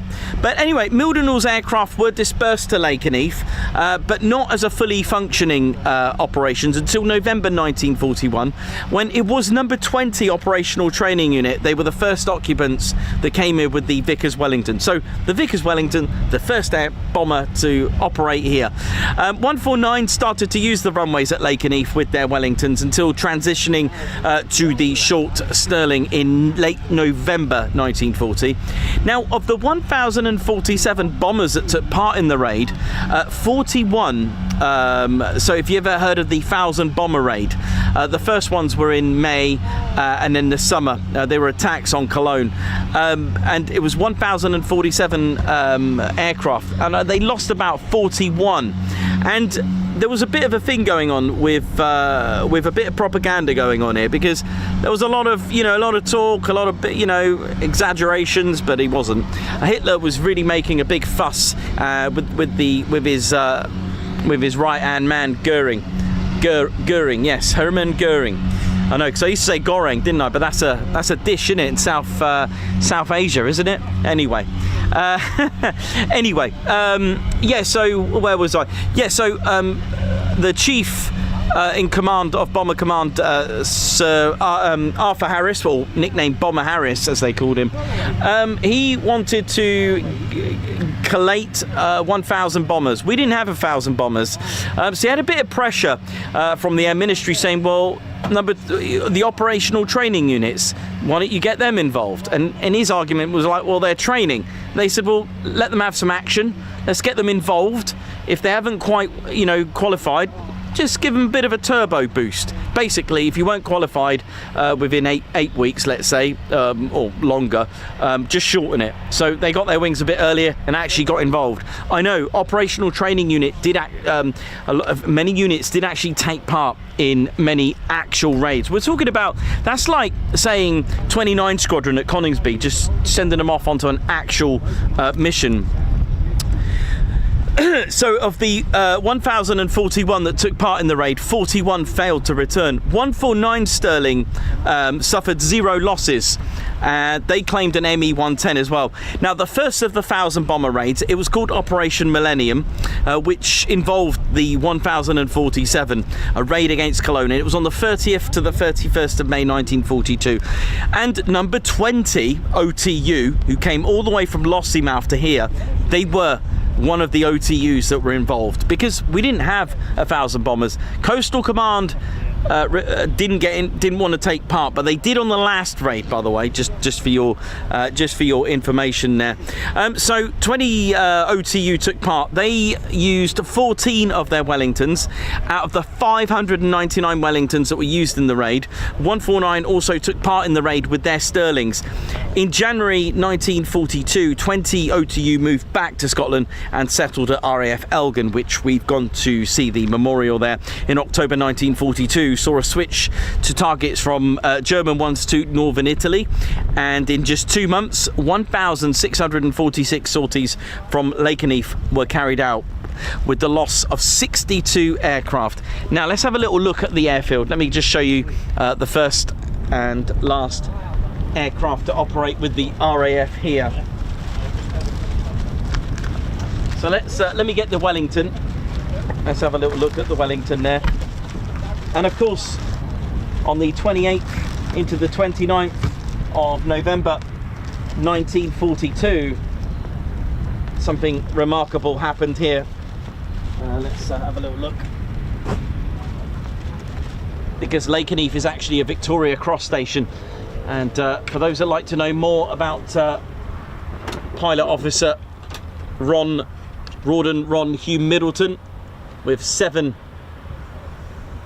OJ, which was the markings. This is 199 Squadron markings actually, so this would have been a Lakenheath Sterling or markings, for example, of 199. But Ron, his 149, they had OJ. Just to let you know, I'll start with the raid in 1942, 28 to the 29th. I won't go into too much detail because we've got a full-on video regarding this. 7 took off from the raid, and well, the heroic acts of Pilot Officer Middleton, an Australian born. He needed one more mission after that, and he would have had his 30th mission one away, right? But he did something very heroic, which cost him his life. He was posthumously awarded the Victoria Cross to try to save his men from a raid on the Fiat factory in Turin. So we got our Wellington. This was the first, and this was the short Stirlings Marks 1 and 3. Amazing, isn't it, to have these here? The size difference is colossal, and it really is. And this, I'm quite happy about that. That's 199 markings there. So that's our short Stirling, which kind of seen the end of the war here. But so yeah, 149 Squadron actually had a low loss rate, ladies, gents, teddy bears, than any other Stirling squadrons. Also, you know, you got to think though, a low loss rate still meant men dead, killed in action. So it still meant many. I'll give you the figures in just a moment. The Battle of the Brewer raids as well. Actually, Lakenheath's squadrons took part in that from March to July 1943, losing 6 Stirlings. There was also 4 missions to Hamburg in July to August of 1943. They did 61 sorties with 0 losses. And in 1943, I believe Lakenheath actually got its own independence. It was no longer a satellite station. June 1943, 199 Squadron arrived with their Stirling. So here's our 199 Squadron marked EX was their markings. On the 17th to the 18th of August 1943, a really, really important raid. The Peenemünde raid, or Operation Hydra. 149 and 199 Stirlings took part in the raid, and if you're not familiar with that, it was there was a raid amongst 596 strong bombers. It was here that where the V1s were made, and the V2s as well, along with the brains, the scientists, and the secret weapons plant as well. And the primary objective was literally destroy everything, including any evidence of such things being made here. We're talking about killing as many involved in that. We're talking about personnel, the lot, absolutely everything. The secondary objective were to damage all the research facilities, destroy the related work and any literally just obliterate it, so there was no evidence of its existence. And with this in mind, there were 3 specific aiming points: the scientists, workers, living quarters, the rocket factory, and the experimental station. And it was Lakenheath's 149 and 199 took part in the raid, the Peenemünde raid, a very famous raid. Towards the end of 1943, Stirlings were being used in a very different role, and it became the bomber that didn't bomb. And if you were tuned into our Marham streams, you'll know that other bombers were overtaking it: the Halifax, the Lancasters, and of course the United States Army Air Force's B-24s and B-17s. This was struggling with service ceiling. Fully loaded, fully fueled, 16,500 feet was its maximum, because it was a beast. It could even take 14,000 pounds of bomb load. But that wasn't the only factor. The issue was this: the way the weapons bay was configured and made had basically a row of 3 bombs. I know it had the little hatches here for bombs as well. The problem were the 2 dividing doors, okay?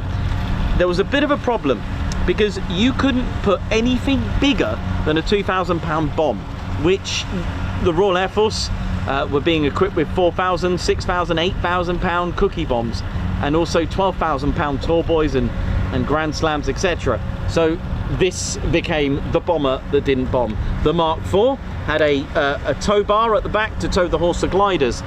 It could also be used to carry, to use as a transport aircraft, and it would also be used at SOE agent missions. Okay, so it became the bomber that didn't bomb towards the end of 43, and Stirlings were being used in a very, very different role. And from towing paratroops, there are some lovely photos of these in D-Day invasion strike markings as well, taking the Horsa gliders through clandestine missions and roles as well. But in May 1944, Lakenheath was about to close, because it was selected to become a VHB, very heavy bomber base. It was still used by signal schools, you know, it was still used in that way, but its runways closed, and that was the end. And it reopened in 1948 as a United States Air Force station, with the 2nd and the 93rd Bomb Group operating here. B-29s were first, along with KB-29, B-50s, B-47s, and up until the arrival of the 48th Tactical Fighter Wing. And they arrived with, oh yeah, you guessed it, the F-100D Super Sabre. Look at that, see ya. But just to give you the facts and figures, between 1941 and 1944, in RAF use, ladies, gents, teddy bears, they lost 1 Vickers Wellington from here and 83 short Sterlings. 452 men were killed in action from here. 72 were captured, made prisoner of war. 16 evaded capture, and 4 were never seen again. Lest we forget, ladies, gents, teddy bears, really important that we pass that on. It really is. And these figures I've just given you, they're not even complete. I have spent months and months, probably in the best part of 8 months, researching through military records, checking nearly every flight that I could find. I've stumbled across more records for Marham. It does take a long time. It's not a case of just going tappy tappy. Nah. No, it doesn't work like that. You need to get books out there, get the right resources, use you know, the International Bomber Command Center, databases, air accidents, air crew remembered, all that kind of stuff. You're there going and cross-referencing another site to make sure that the facts are correct. There's a lot out there to learn, and there's a lot out there to make sure that we keep these memories alive. And what I love about Lakenheath is that it's a fighter station that is a true testament to those that served in fighter groups before them. Okay, it really is, especially in the Second World War. You know, all those, we're talking about 144 United States Army airfield. 144, man. 144. There's about 160 actually. I think it was 160. Let's go 160. Final answer. There was about 440 RAF and about 160. These are rounded off, about 160 that we know of, because I know that there were some stations that were completely top secret, weren't allowed to know, classified, as they say. But of all the 160, there were many fighter stations with that.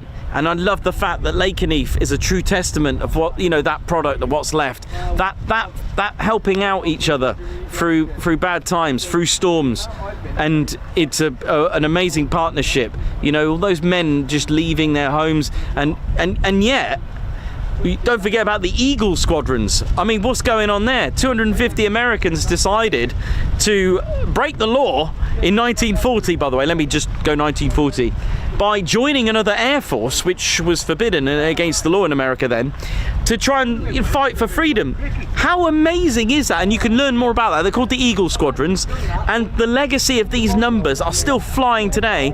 The 334, 335th, and the 336. We know them. They're based at, they're amazing, right? Seymour Johnson, the 4th Fighter Wing. That's the legacy. And of the original 250, only 4 original made it when they transitioned to the United States Air Force. You see, what happened when America did join the war and came to England, these Americans had to be pardoned. They were allowed to wear their Eagle Squadron patch. I know, they were free. Amazing. Absolutely, I love that story. And, you know, what a legacy. What a legacy. We got so many lost airfields as well to keep that legacy alive. And Mildenhall reminds me of like a bomber station, you know, even though it's not. But you do have Fairford for that. But I love that I love that, you know, they're following in the footsteps of that. So it's just a little bit of something, because obviously if it wasn't here and it was just a lost airfield, I'll be doing a video about it, right? But this is what it would be like if a lost airfield was still going, and here we are. Cool, isn't it? Yeah.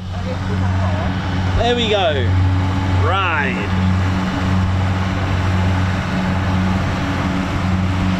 Please go now, because I'm getting hay fever with this thing. Get a blocked up funny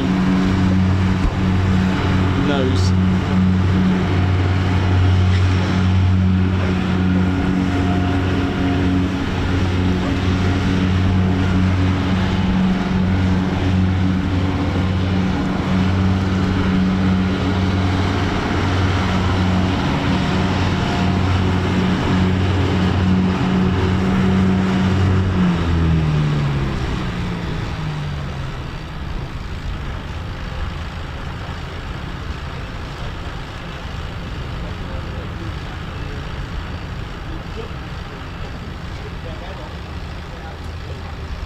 Right, how we doing, ladies, gents, teddy bears? Hope we're all good. Right, what I'm going to do, so we've left Lakenheath at 1948.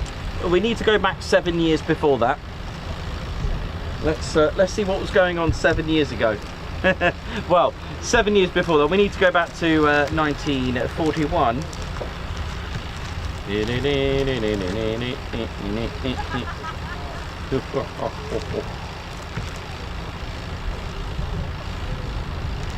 So I gave you a little brief description. Like I said, 15th of Jan 1941, as I mentioned, about the 48th Bombardment Group Light. So we've got to that bit. I've told you about that. What I'm going to show you now is the markings of these squadrons.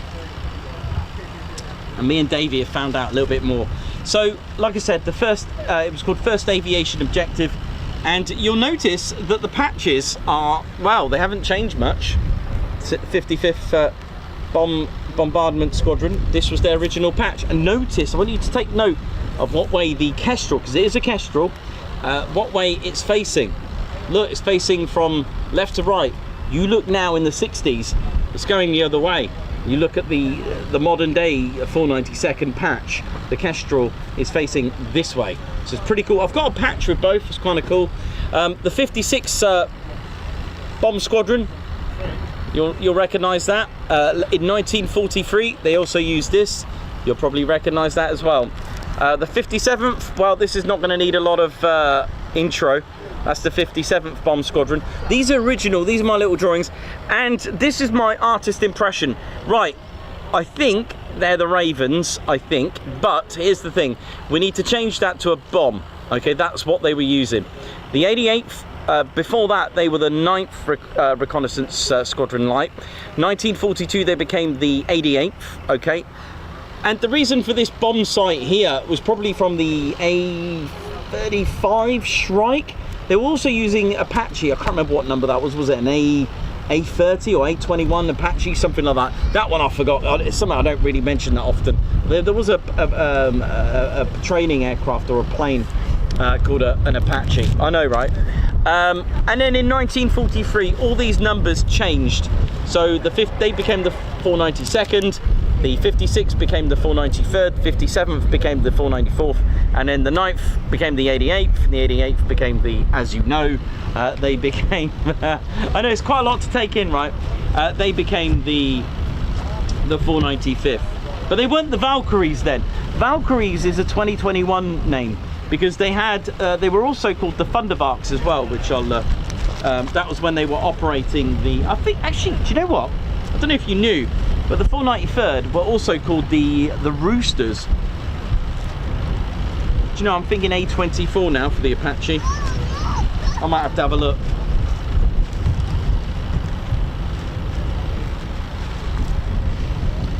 So yeah, in 1944, where's my, yeah, there it is now. So they had 4 squadrons, March 1944. Here's the thing. Now, organisation. Now, they were operating at the P40, P39, and then finally in 1944, they started to convert to the P47 Thunderbolt, right? Well, here's the thing, and this may answer some of your questions. Obviously, organisation and structure, you're going to learn as you go. Aerial combat is something fairly new, if you think about it.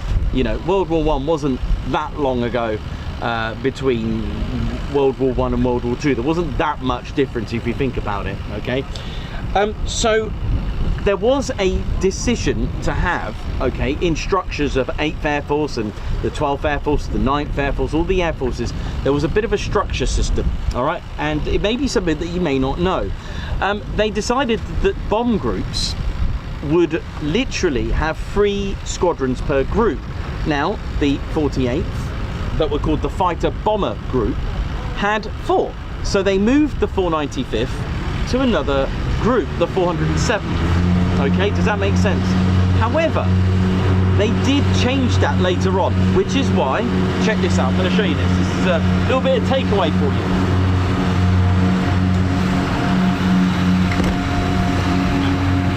Hello. Oh yes. So a little bit of a takeaway for you.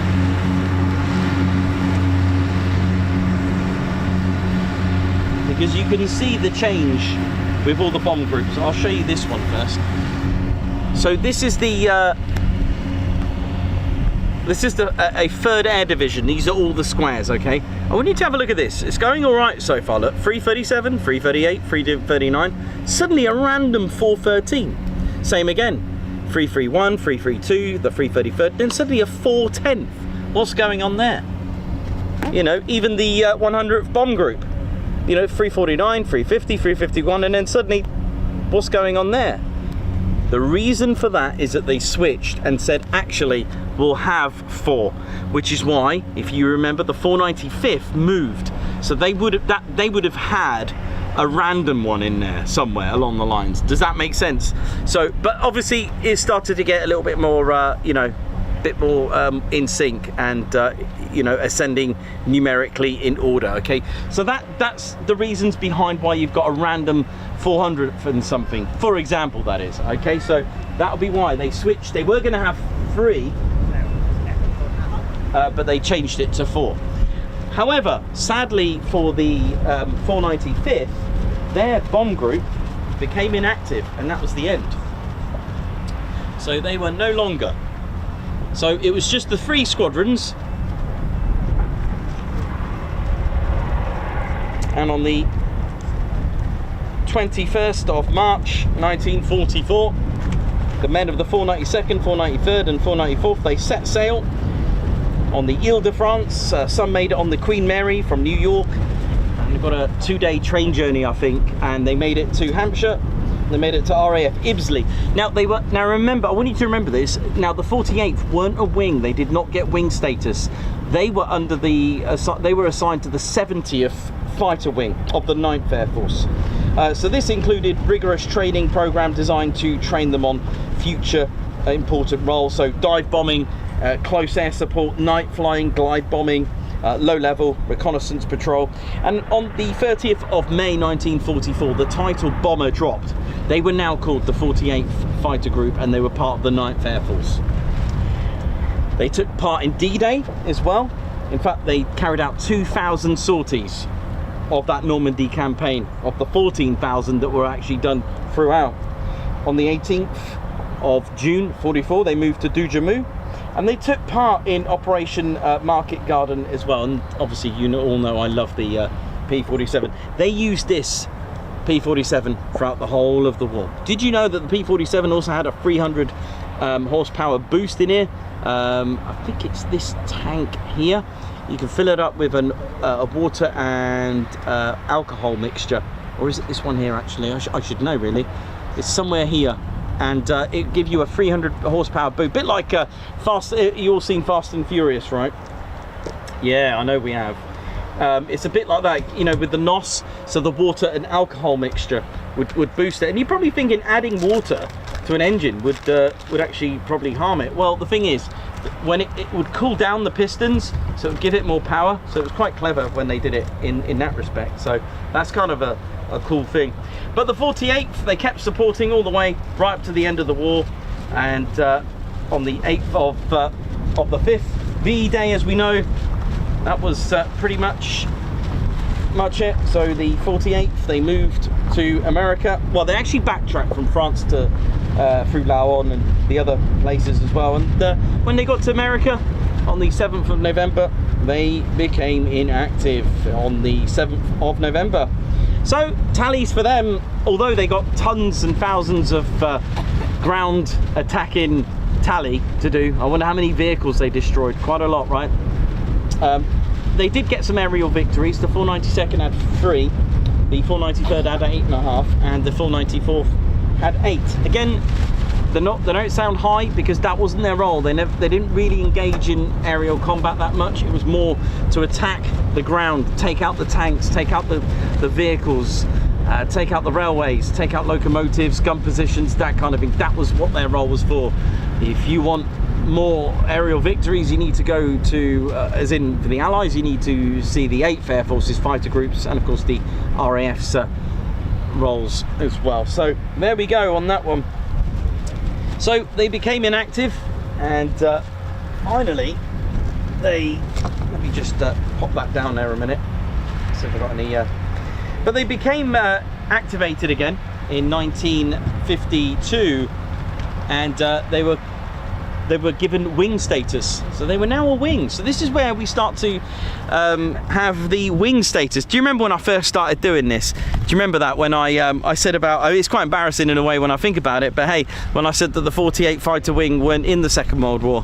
Well, it's a bit embarrassing in some ways, because this is the thing, and you could go down that route as well, because you'll have the numbers could be the same, and you got to make sure that the title is correct, because there was a 48th training squadron. It's got nothing to do with the 48th legacy here. So there was even a 495th bomb group, or the 495th bomb squadron as well, but not the one from here. It's a few perils there to go down to. But anyway, the 48th were given wing status in 52. In 53, they formed the Sky Blazers. I know, right? The Sky Blazers formed. Sorry, I'll need to word that correctly. The Sky Blazers formed in 53, and they were given to be operated by the 492nd, and it's quite amazing. And the 48th were called the Fighter Bomb Wing. Okay, so you've got to remember that. So the title of the wing, the squadrons get that. So for example, the 492nd Fighter Bomb Squadron. All right, so yeah, I know there's a lot of numbers and names to remember as well, and even I forget, but we'll go with it. May 1954, they transitioned to the F-86, and the Sky Blazers in 1954 were the official United States Air Forces in Europe demo team.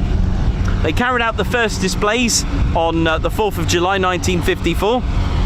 And have you ever wondered, the Statue of Liberty wing, have you ever wondered why they're called that? It's not because they're American, it's because they moved to Chaumont in 1952, and it's there that just about 20-25 miles away from there, it's the workshop of Bartholdi, who actually built and designed the Statue of Liberty. So it was apt to call them the Statue de la Liberté, which is featured on their wing insignia, which is really, really amazing when you think about it like that.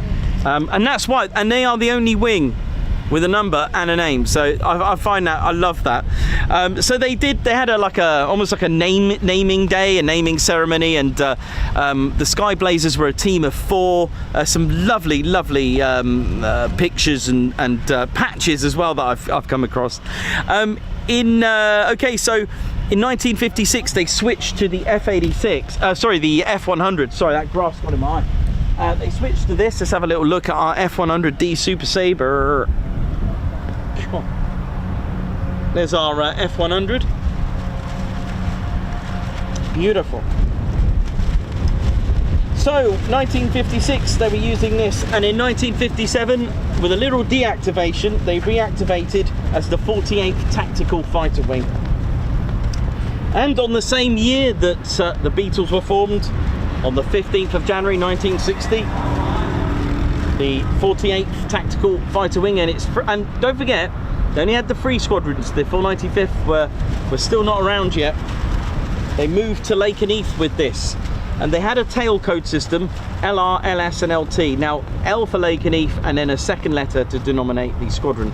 So R for the 492nd, S for the 493rd, and T for the 494th. And as always, I always mention the Newark Air Museum. They have one just that in camo with the red tail flash with LT, a Lakenheath F-100. That's at Newark Air Museum.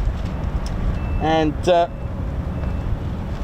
in 1972, not only did Star Wars come out for the very first time, the the F4 Phantoms were the next item. So they said goodbye to their F-100, and here comes our F4 Phantoms. Here it is. Ta-da! So they were operating ex-Vietnam frames. These have the J79, a little bit different, of course, to our Royal Navy and Royal Air Force Phantoms. I think we had the Phantom Ks, I think, as well. A different variant. The fuselage is different because we had the Rolls-Royce spare engine Phantoms. But here, of course, they had ex-Vietnam ones. And what they did, if you remember, I told you about the old control tower. The old control tower was over there, and you can see it on Google Earth. The airfield code LK is still there.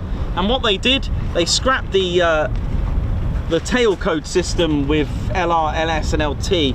They had LK on the Phantom, but then I don't know if they realized that there was an LK somewhere else, or it was a change of allocation. Little Rock in America, who operate today, the C-130s, they are LK. So in 1970, only took a year after, actually it wasn't 12 months, a few months after, into 1973, they changed it to the one we know today, LN.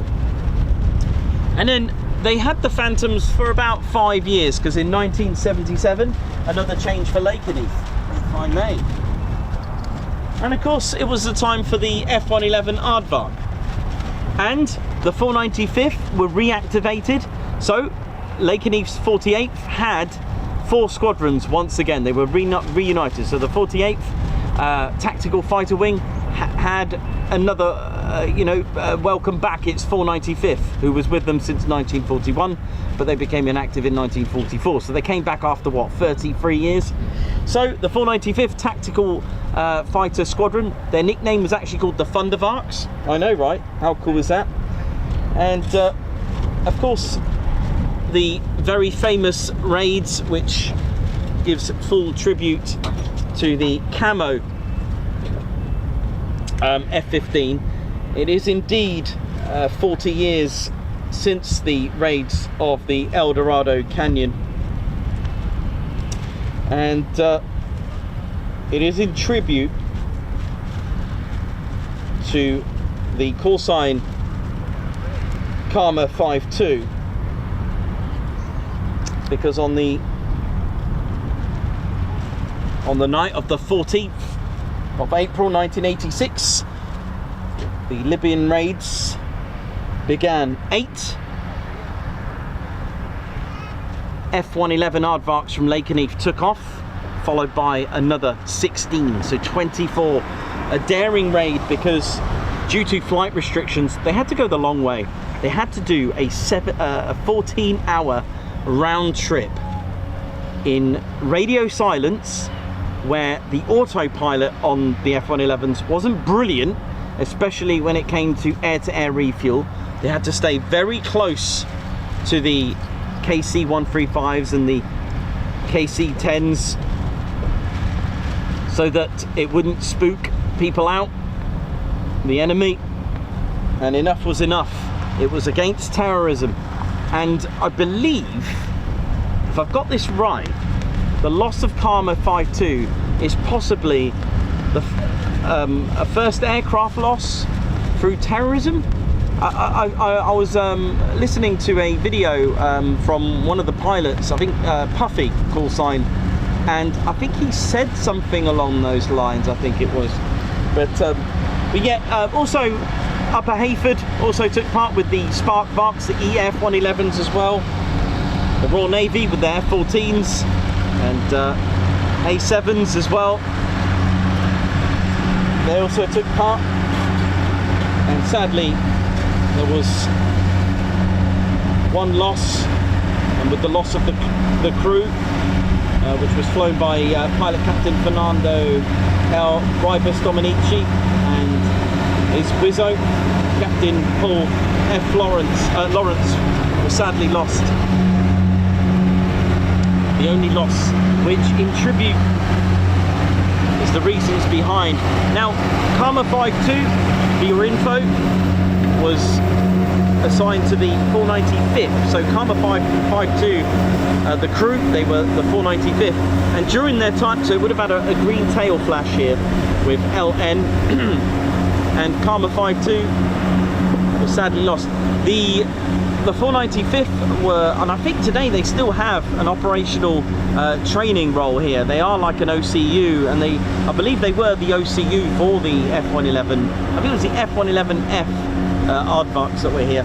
They were awarded something extremely special, and I say that because they're the only unit to do this and have this, because on the 8th of September 1986 they were awarded the Navy Meritorious Unit Commendation, which was awarded to the 48th by the US Navy Secretary John Lemon, the only US Air Force unit to receive that award. 1991, the 495th sadly became inactive, and these left. I think by the time they left, I think the last one left in 1992, and the F-111 was no more. And in 1992, at Lakenheath, there was just 2 squadrons now. They did have a name change, the 48th Tactical Fighter Wing in 1991. They changed to the 48th Fighter Wing.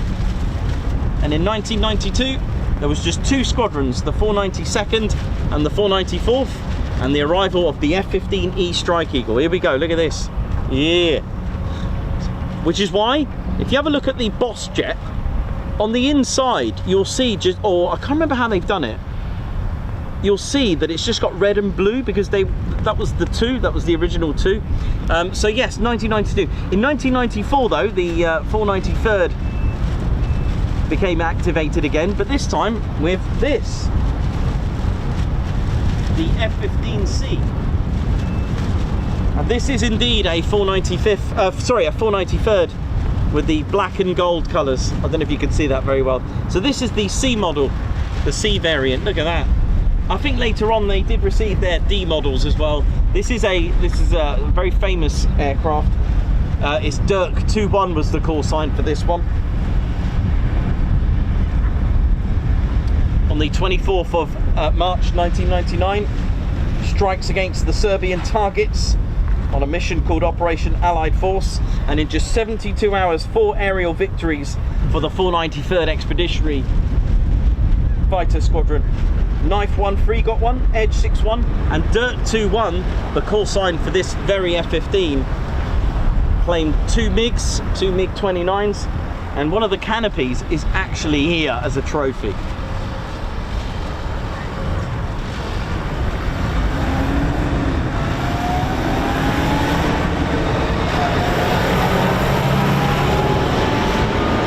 In 2006, Lakenheath saw helicopters here, the HH-60 Payhawks with the 56th Rescue Squadron. And in 9 years later, another helicopter squadron, the 57th Rescue Squadron, were here as well. But they left to Aviano in 2018. And finally, in 2021, on the 15th of December 2021, we welcome back the 495th with the F-35A. There we go, look at this. And voted by the public, because they needed a new nickname, it was, many were chosen into the selection. The winner was indeed the Valkyries. That's right, the Valkyries is a name that was selected from the members of the public, I guess, because we had Archangels, Daggers, there was also Ravens as well, and Valkyries got the go-ahead, and that's why they're called the Valkyries. It was selected by you. Cool. It's a good name, and it's got a little bit of a, you know, with the Anglo-Saxon period, with the Nordic and Norse gods and stuff, having the Anglo-Saxons here. I don't know what they believed in, but seems fitting to have that with Viking stuff. There we go.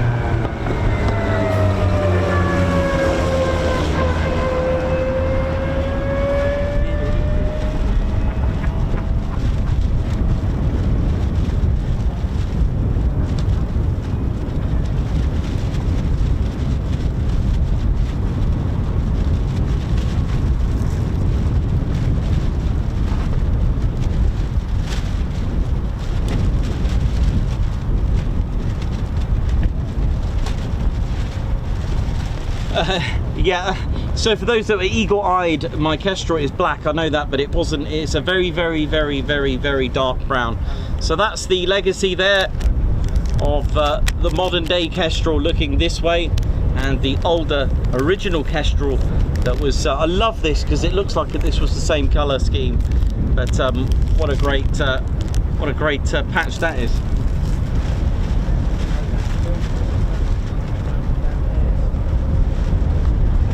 Also, as you know, I'm a very big, strong collector of memorabilia. These are genuine US Army Air Force as well, US Air Force. They get older. This is enlisted. This is where you enlist when you get, look at that, command, an aviator commander. Look at that, absolutely amazing. So you got aviator 1, you got navigator, you got flight nurse.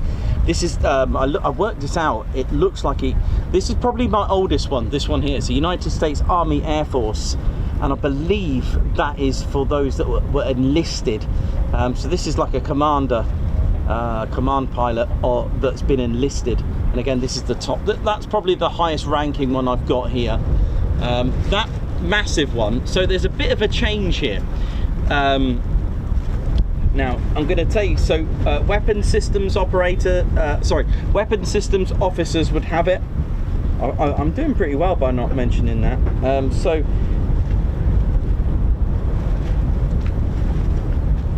hang on a second. Is that F-35s I can hear? So that second one, okay, so the world of navigators, so this one here, so this was a United States, this is probably Cold War era, if not just slightly into late World War II. This one here is for sorry, it's really bad light, isn't it? Really sorry about that. Let me just move that there. Okay. Right, so we got late World War II, possibly Cold War.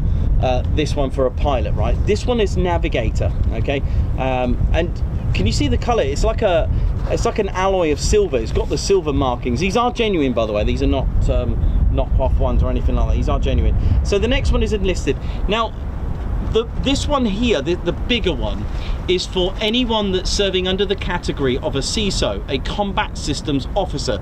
Now, combat systems officer is not a role, it's a category, because of course, because you've got so many, you've got navigators, you've got weapon systems, electronic warfare. It's quite complex. So what they've done, anyone falling in the category of a CISO, a combat systems officer, would get one of these. It's quite a massive one. It's quite beautiful. I've even got under here actually the stars as well. Look at that.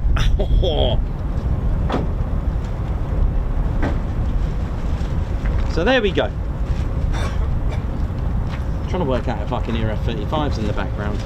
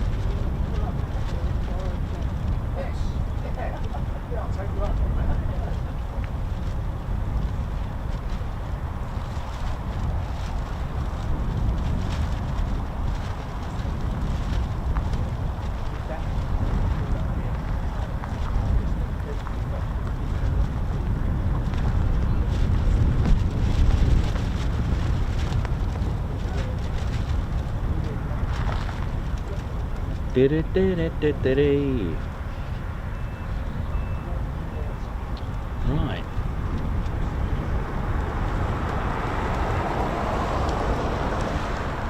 Well, hopefully we get more movement. Right, I'll be right back. I'm just going to go get some water.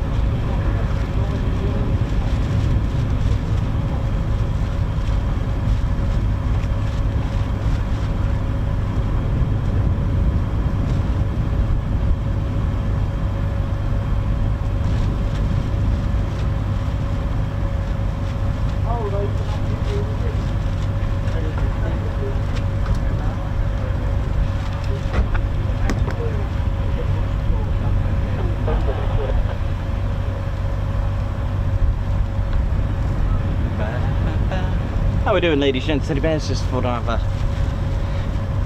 quick hydration session there. 105, that's a rough operation of the chatter.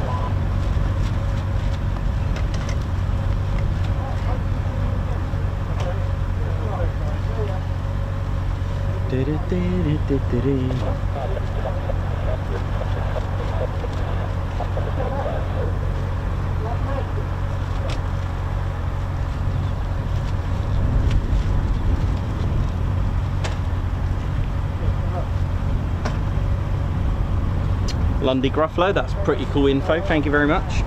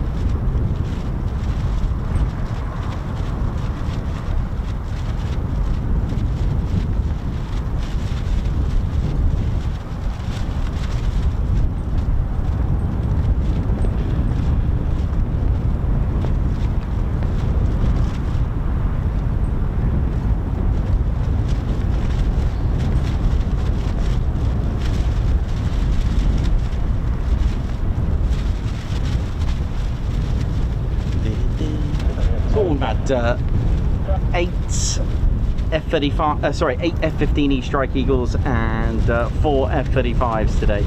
We've had 4 quick climbs as well, so that's, or was it 2? Was it 4 quick climbs? Yes, 4 quick climbs, yeah. I'm trying to remember now. Seems so long ago.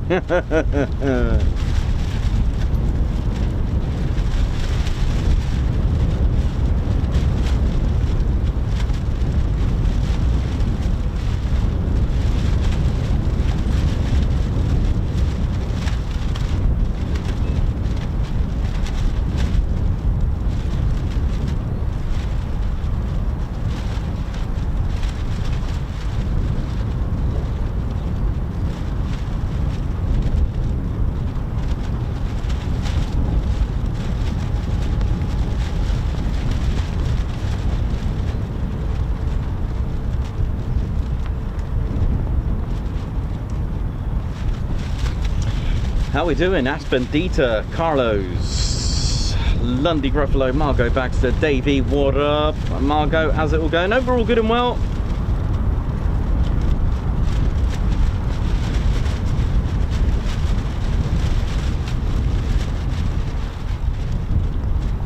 Indeed, really good. We don't see them that much at the moment until things settle down, which I'm sure they will. All in good time. All in good time. At the end of the day, if you look at it in another way, you know, we come to enjoy the men and women at work. So we'll just take what we can see and enjoy for the love of military aircraft, right? Oh yeah. And the noise that goes along with it. But of course, if you're like me, the history, the avionics part, the engineering side of things. Oh, here we go. Hello. Here we go.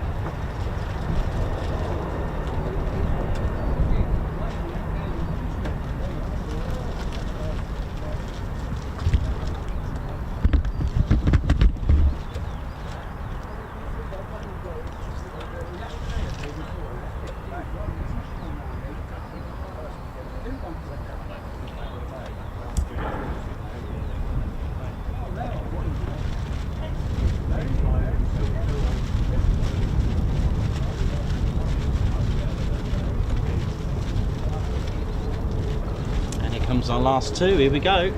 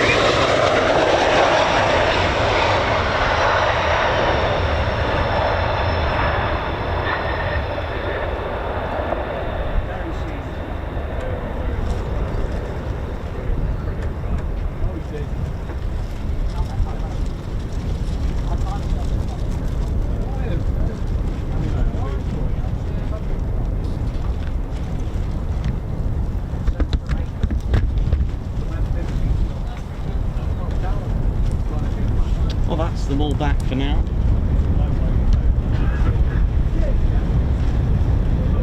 We'll see if we're going to get anything else. There's only one way to find out. We'll wait a little bit and then we'll pack up for the day if that's it for a while.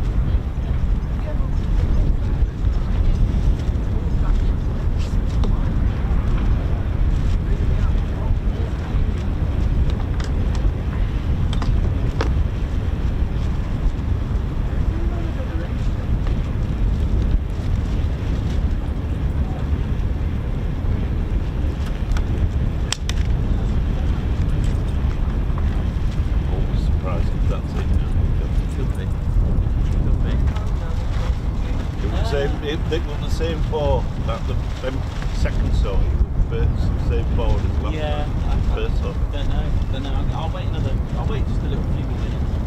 Yeah, I would have thought we'll probably do it till 2 o'clock. Yeah, about that, yeah.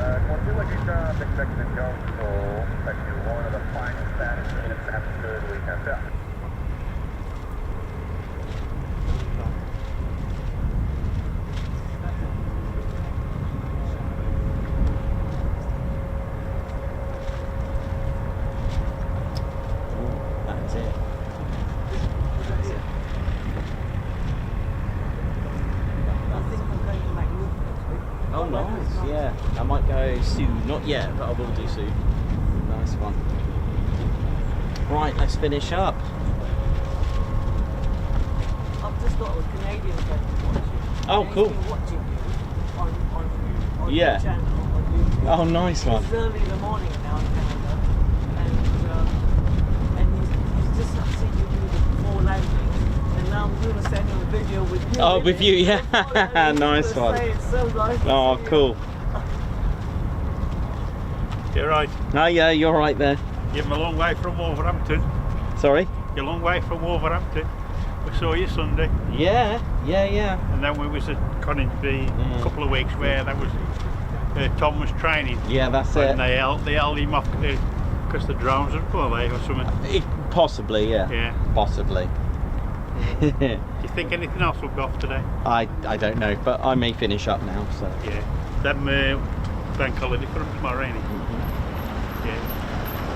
You're doing a good job anyway. Thank you very much. Thank you. Right, ladies, gents and teddy bears, I think it's time for us to finish up for the week. No, but we're here tomorrow. No, start again, sorry. that was emotional. No, we are back tomorrow, but not here. We still got one more show, so don't... How we doing, ladies, gents, teddy bears? Well, thank you so much, everyone, for tuning in. Yeah, we've got one more show, hopefully, fingers crossed. And hopefully we can give you a good show tomorrow as well. So we are back. Not here tomorrow, but we will be back.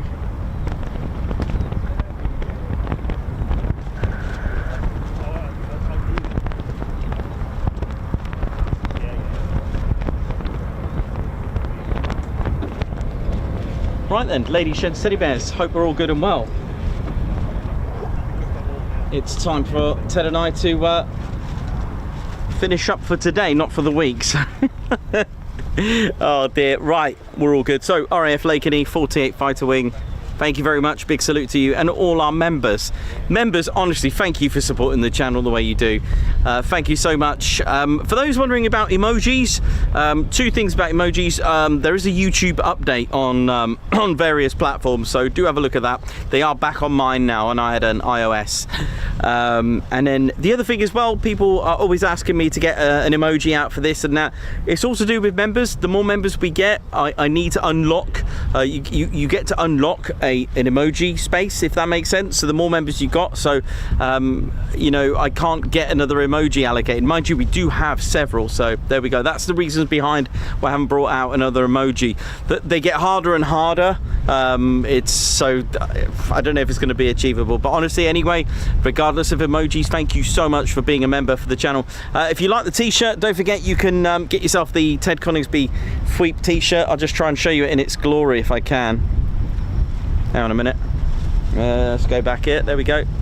Nice F-15 silhouette in the US flag. Thank you all so much then, ladies, gents, teddy bears. Thank you. Ted and I are done for the day. My name's Nikos. I've been your cameraman, historian and commentator. This is Squadron Leader Ted Coningsby. You've been watching the Ted Coningsby channel live here at Lakenheath. So for the last time for today, it is see you soon. Wish you well. See ya.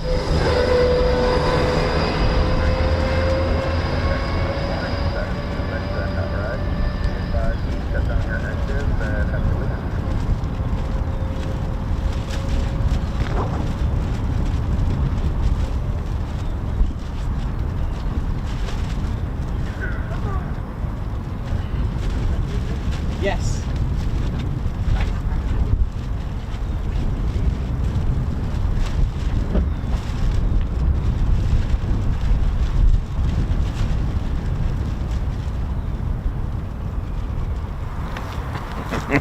Oh yeah, ladies, sheds and teddy bears, welcome to the Ted Coningsby channel membership. I'm Nikos, I'm your cameraman and commentator. This is our squadron leader, Ted Coningsby. Just want to say a massive thank you to all our members. Guns up and oh yeah. Take it away, Ted. Ladies, sheds and teddy bears, we want to say a massive thank you to all of our subscribers for getting us to where we are today. We have gone all over the country, from as far as Lossiemouth to Bryce Norton, and military areas such as air weapons ranges, low flying areas, heritage centres and special flights for TED 2. We cannot do this without your support, and your support will be rewarded. You can now join the Ted Coningsby Squadron and help fund the channel to get us around the country and provide us with the funds for equipment to bring you better content too. We have 3 levels of membership to suit everyone. With your membership, you'll get access to members-only videos, photos, posts, unlock special Ted Coningsby YouTube emojis and loyalty badges, as well as being able to access our exclusive members-only Discord server. All membership levels reward you with discounts to our online store. Our top level Fighter Squadron was inspired by many of our fans who supported the channel massively. This is more of a personal experience with me and Ted, giving you exclusive live streams and content from behind the scenes photos, special info and updates, as well as a free Ted Coningsby Fighter Squadron patch for joining. Whichever membership level suits you, we want to say a massive thank you for choosing to join the Ted Coningsby Squadron. Ah, yeah.